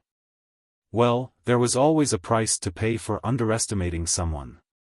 Duke had forgotten that the famous mage in Lord of the Rings, Mr. Gon Tofu, who was also known as the Berserker Mage, was also a dual-wielding sword-wielding staff. One could imagine that a person with such an ability was no ordinary person. These elite pharaohs' skills were quite strong. Their arcane explosion could push Duque back and attract more monsters. The shockwave from Morning dealt a lot of fire damage, and it also had a movement speed reduction effect. There was also the continuous damage spell sacrifice. For a newbie mage like Duque who had good green equipment, he did not know that this spell could be dispelled. The result? He was defeated. Without a doubt, he was defeated. Duque used all of his skills, Flash, Ring of Frost, Icicle, and Wind Blast, but he couldn't even run back to the door and run out of the dungeon. He was brutally killed less than 10 steps away from the dungeon's door. Then, the second time, Duque did not believe it and was killed by the battle mage's staff and flaming sword. Only then did he realize how cruel this world was. Then, there was no then. Step by step, the companions worked together to pull these small monsters out and torture them to death. Battle mages weren't a mainstream class in Azeroth, but they appeared repeatedly in major dungeons, torturing the players for a long time. Looking carefully, battle mage could actually have a part-time job. After thinking about it, Duque was speechless. Alright, this was the real world after all. There weren't as many rules and regulations as in the game. Just like the first generation of holy knights back in the day, they were all either priests or warriors. In fact, they didn't forget their own profession's skills. In a sense, this was considered a part-time job. Duque pondered for a moment and smiled. This is. Antonidas actually asked me to take on the role of a battlemage? What was this? All right. This can barely be considered a path. However, now that he had a secondary weapon, what about the main weapon? Mainstream staffs were all two-handed weapons. This weird secondary staff was troublesome enough, and Duque did not have a good one-handed weapon. So, Duque casually took the only one-handed weapon he had with his right hand. Yes. It was the unknown one-handed weapon that Lothar had given him. The next moment, Duque felt that fate was playing a joke on him. Looking at the holy sword that shone with a golden light and its attributes, Duque suddenly found that he had lost the ability to roast it. Well, he didn't know where to start even if he wanted to. On the other side, he encountered a problem that he had never thought of before he came to Azeroth. Because of his weight, buoyancy, and the laws of the world, he could not use any teleportation or flying skills in Azeroth. This meant that he had to walk to the Well of Eternity. The endless ocean separated the Eastern Kingdom and the Kalimdor continent. This was not a problem for him. Demons did not need to breathe anyway, so he walked directly to the bottom of the sea from the South Stream coast. Originally, with his speed, even if he walked, he would definitely cross the endless ocean in more than a week. In theory, that was the case. However, he was tricked. 10,000 meters under the sea, he could not even see his fingers in front of him. The only thing he could rely on was his perception of the continent's magnetic field. However, an intelligent existence that had a deep-seated hatred for Archimonde cleverly used a magic tool to interfere with Archimonde's perception, causing this demon commander to foolishly run to the center of the endless ocean. One must know that the center of the ocean was not once a sea. This was the center of the ancient war 10,000 years ago, the location of the Well of Eternity. The big explosion back then had blown the continent into pieces. And the remaining super-high-energy vortex had become a vortex trap that even Archimonde could not easily escape from. He was directly trapped. In the distance, a female Naga with 6 arms used a special underwater communication method to ask her leader, "My lord. Aren't we indirectly helping the night elves who exiled us back then?" The Naga leader with a huge body and incomparably seductive upper body replied, "Perhaps. But those bastards from the Burning Legion. They actually dumped such disgusting pollutants into the sea. If I don't take revenge, how can I vent my anger?" Impressively, there was an ugly corrosion mark on her collarbone above her left chest. Women all loved beauty. Even if they had fallen from the beautiful high elves to the Naga with a snake lower body, they had never forgotten their natural love of beauty. Because of Du's shameless actions in the Well of the Sun, the Naga of the deep sea had fallen for it, and then Archimonde had inexplicably been implicated. Fortunately, Duque did not know. Otherwise, that bastard Duque would only have laughed 3 times. No one had thought that things would actually turn out like this, buying incomparably precious time for the creatures on the 2 continents. If Archimonde had arrived within a week, it was obvious that many things would have immediately collapsed. For example, Jaina, who had just landed in Theramore. For example, the tribal army that had arrived not much earlier than Jaina. And then there was Duque's side. 2 incomparably exquisite invitations were almost sent to Duque's hands at the same time. When Duque saw it, his eyes widened. It must be something important for Mograine to abandon the army and personally come to invite Duque. Her Majesty Queen Kalia's official ascension to the throne, please do me the honor of attending the ceremony. Next to her, also very familiar to Duque, was the youngest of the Windrunner family, Lilith. Second sister is going to be queen, remember to come.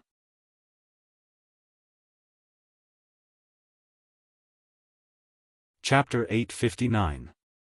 One of his own was going to be a queen, and it was 2 queens ascending the throne at once. This was supposed to be a joyous occasion, worthy of celebration and celebration. However, If two queens who were close to him ascended the throne on the same day, then it would not be fun at all.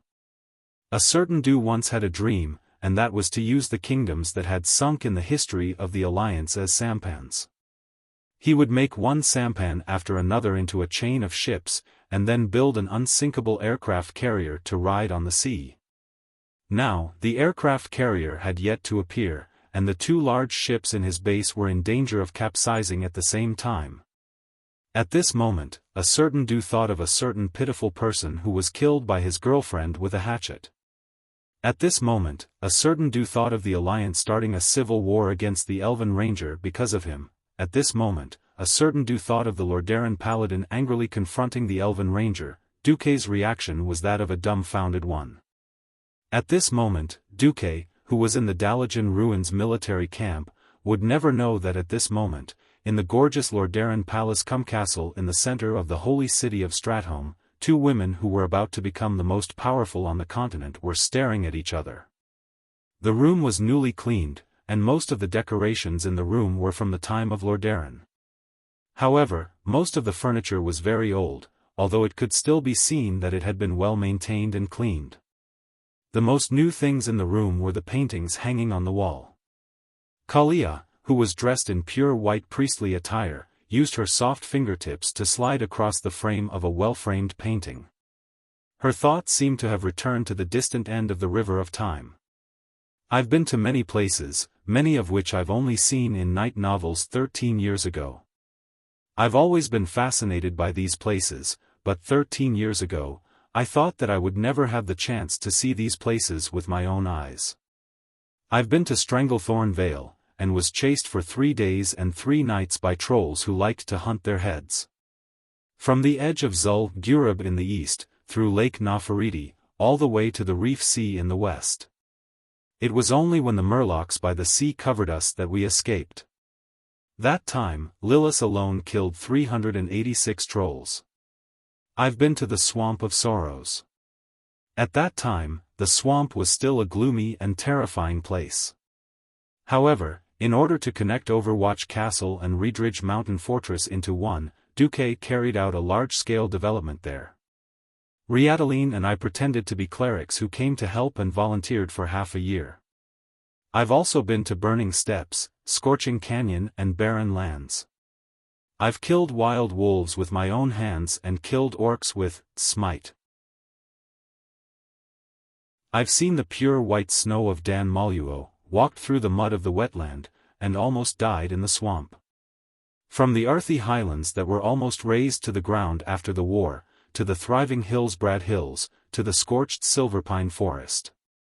After that, the 4 of us crossed the ocean to the west and arrived at the Kalimdor continent that most humans and elves had never been to before. We used 8 years to basically wander from the southernmost Tanaris Desert to the more northernmost Azhara and Grey Valley. 2 continents, dozens of areas. Other than the areas controlled by the High Elves and Night Elves, I've been to all the places that I could go. I've seen with my eyes that should have been imprisoned in Lordaeron's high tower. I've touched with my hands that should have only been used for court etiquette and musical instruments, as well as to serve the king's husband. I've felt with my skin that even the amount of time I spend under the sun is limited.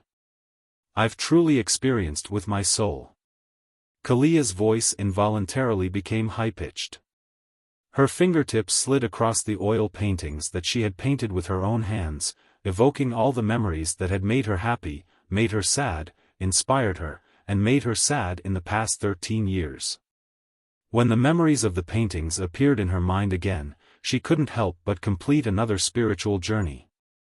At this moment, Servanas, who was supposed to stay in Quell, the Loss, unexpectedly appeared here.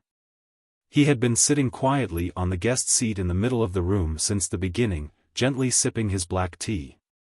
He put down the teacup in the most elegant manner, and in the interval between the queen-to-be Kalia, who was immersed in her memories, he finally spoke. Servanas used a sonorous and powerful voice to narrate a cruel truth that hit the nail on the head. So what? Princess Kalia. Have you ever thought about it? It might have been intentional, it might have been unintentional. The result is that you became a hidden pawn in Duque's hands for 13 years. Kalia's movements suddenly stopped, as if she had been hit by a spell that stopped time. Yes. Servanas was right. What a coincidence.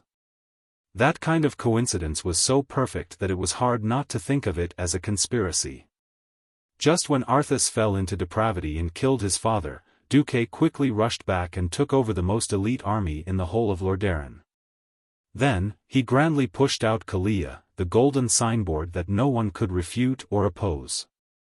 Within a few days, he stabilized the situation of the collapsing Lordaeron.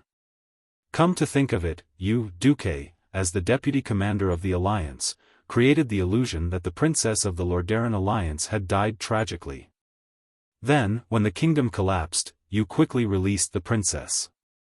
If you had to attribute this to a conspiracy theory, it would be really hard to find evidence to refute it. Seeing Kalia's reaction, Servanas elegantly curled his fingers and took another sip of black tea. Then, Kalia smiled. Her bright smile was completely stretched out, immediately making people think of an ocean of flowers blooming in spring. It was a smile that contained everything. A pawn? A conspiracy? Or could it be that Duque had already foreseen all of this, and then thought of how to benefit from it 13 years ago? If this is your question, then my answer is... So what? That. Again. Like. What? Kalia's magnanimous attitude made Servanas a little jealous. Kalia held her head high and chest out. She gracefully walked over with small steps and stood in front of Servanas. That year, I was still underage. At that age where women love to fantasize the most, which girl did not fantasize about their Prince Charming? If you ask me who is the Prince Charming in my heart, then from the past until now, there has only been one. At this moment it was Servanas's turn to freeze. She remained silent and continued to listen to what Kalia seemed to be saying. If this was really a conspiracy, then Duque should have used my affection for him 13 years ago to completely possess me. When I came back to my senses, maybe I would already be the mother of several children, and each child's surname would be Marcus. By the time my evil brother killed my father, Menethel's blood had already been changed to Marcus's.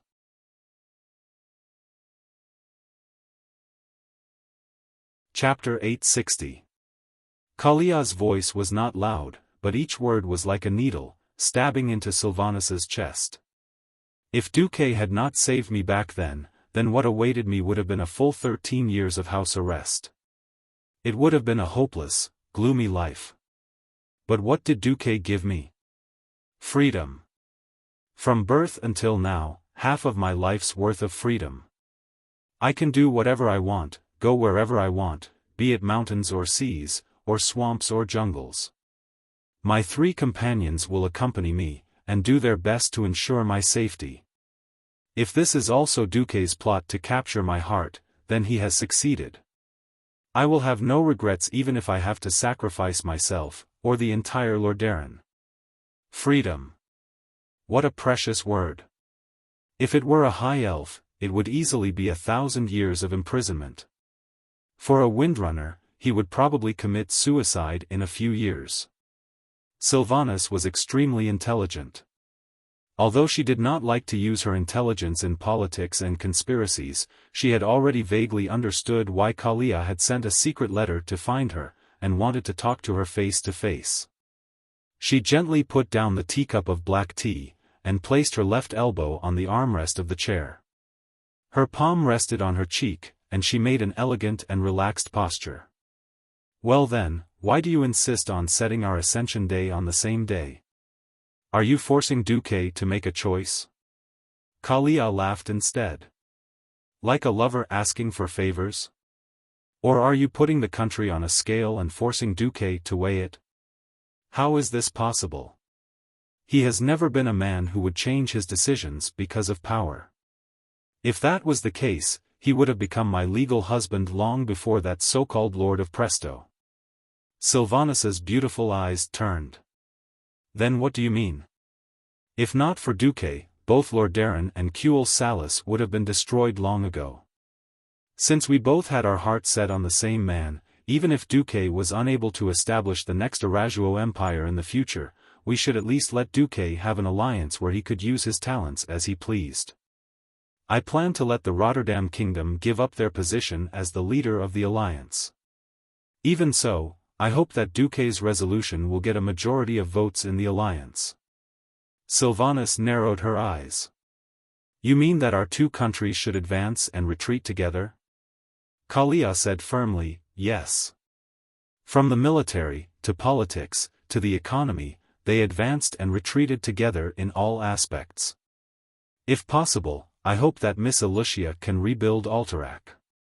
With the addition of the Dalajan, which is destined to be controlled by the Breaking Dawn wizard Duque, and Stormwind, which has always supported Duque, we will have at least 5 votes. Sylvanas rubbed his eyebrows. Kalia had formed a harem alliance. As someone who had helped Duque guard his home for 10 years, and her 4th sister had always followed Kalia, she obviously knew that Duque had been a gentleman to Kalia for 13 years. Yet it was like this. Even if Kalia was rejected by Duque emotionally, she still wanted to become Duque's hardcore supporter. This made Sylvanas a little speechless. No matter what, the two neighboring countries had a common enemy and common interests. In addition, their leaders were all loyal to the same man. It would be unreasonable not to unite. If they wanted to be jealous, they would have done so long ago. In any case, the 3 sisters would be by Duque's side in the future. This was an absolute advantage. After thinking about it, Sylvanas sighed helplessly and stretched out his hand. I can't think of any reason to refuse. All right, we can only let that rascal Duque take advantage of it. Kalia smiled brightly. 2 beautiful hands, 2 hands with the most power in the continent, were held together just like that. Then, let us discuss the details of the coronation ceremony. On Duque's side, a completely dumbfounded Duque was pacing back and forth. Lillis was careless, and did not know the key point at all. Mograine smiled bitterly. Of course, he understood his queen's thoughts. Perhaps on a national level, even if the Rotterdam lost 2/3 of its territory, it would still be able to suppress the elves in terms of national power. In terms of relationships, Queen Kalia had not entered Duque's circle at all. He subconsciously thought that the queen was messing around, and would definitely make Duque unhappy. Didn't the dignified Princess Kurtiraz's marriage break off just because Duque said so? On the other side, William secretly asked Andoin, "Uncle, this is?" Andoin rolled his eyes. First, I'm not good at this kind of thing with women. Second, no outsider can save Duque from this kind of thing. So, let's just watch the show. William sighed along with him. In the end, Duque had no choice but to secretly ask for Alicia's opinion. However, Alicia smiled. I don't think this is necessarily a bad thing. Although Her Highness Kalia has become more opinionated after becoming an adult, they are not unreasonable people. Duque was exasperated. Then what is this? Coronation on the same day? Both of them are treating me. Do you want me to rush to the venue, or do you want me to clone myself thousands of kilometers away? No matter what I do, it will be disrespectful to the other country. Alicia let out a clear laugh. She covered her mouth and laughed without saying a word. Ha ha ha. That night, a new piece of news came, shocking Duque and the other big shots of the alliance. Queen Kalia's coronation ceremony was not in the holy city of Stratholme as everyone had imagined. Queen Sylvanas's coronation ceremony was not in the ruins of Silvermoon City. The reason why the two queens chose to coronate on the same day was that both countries had a common enemy, the Death Knight Arthas and the Scourge Army. In order to rebuild the kingdom and work together in the post-alliance era, the two queens jointly decided to hold the coronation ceremony on the 25th of September at the Salis Trail on the border between the two countries. In a sense, as a big country, Rotterdam had made more concessions. Silvermoon City had become history, and the reconstruction of the new Silvermoon City was still far away, but Stratholme was still there. Moreover, the power of the two countries was disproportionate. Even though they were facing a disaster now, Rotterdam still had more than 1 million soldiers and civilians in the eastern plague lands. And Kuel Salis only had a little more than 100,000 elves left. But Queen Kalia was determined to do it. Unable to convince Kalia, Mograine and the others could only pinch their noses and accept it. Time flew, and the day arrived in the blink of an eye. When Duque arrived at the scene, he was a little dumbfounded. Miraculously, there were 2 coronation thrones, or rather, half of a country. This was because the southern half of the rank 9 throne had the typical Rotterdam style, luxurious and exaggerated. Although the northern half also had the gorgeous artistic style of the High Elves, because the queen was a ranger, there were many more elements of the forest. Frankly speaking, these 2 combinations looked neither fish nor fowl when looked at together. Unfortunately, all of this was not the main point. You put a chair in between the 2 queens' thrones. What are you trying to do? Duque was under a lot of pressure. You're tuning into the Xiaofan's Wuxia Tales YouTube channel. Don't forget to subscribe and join us on this journey to catch the most captivating stories.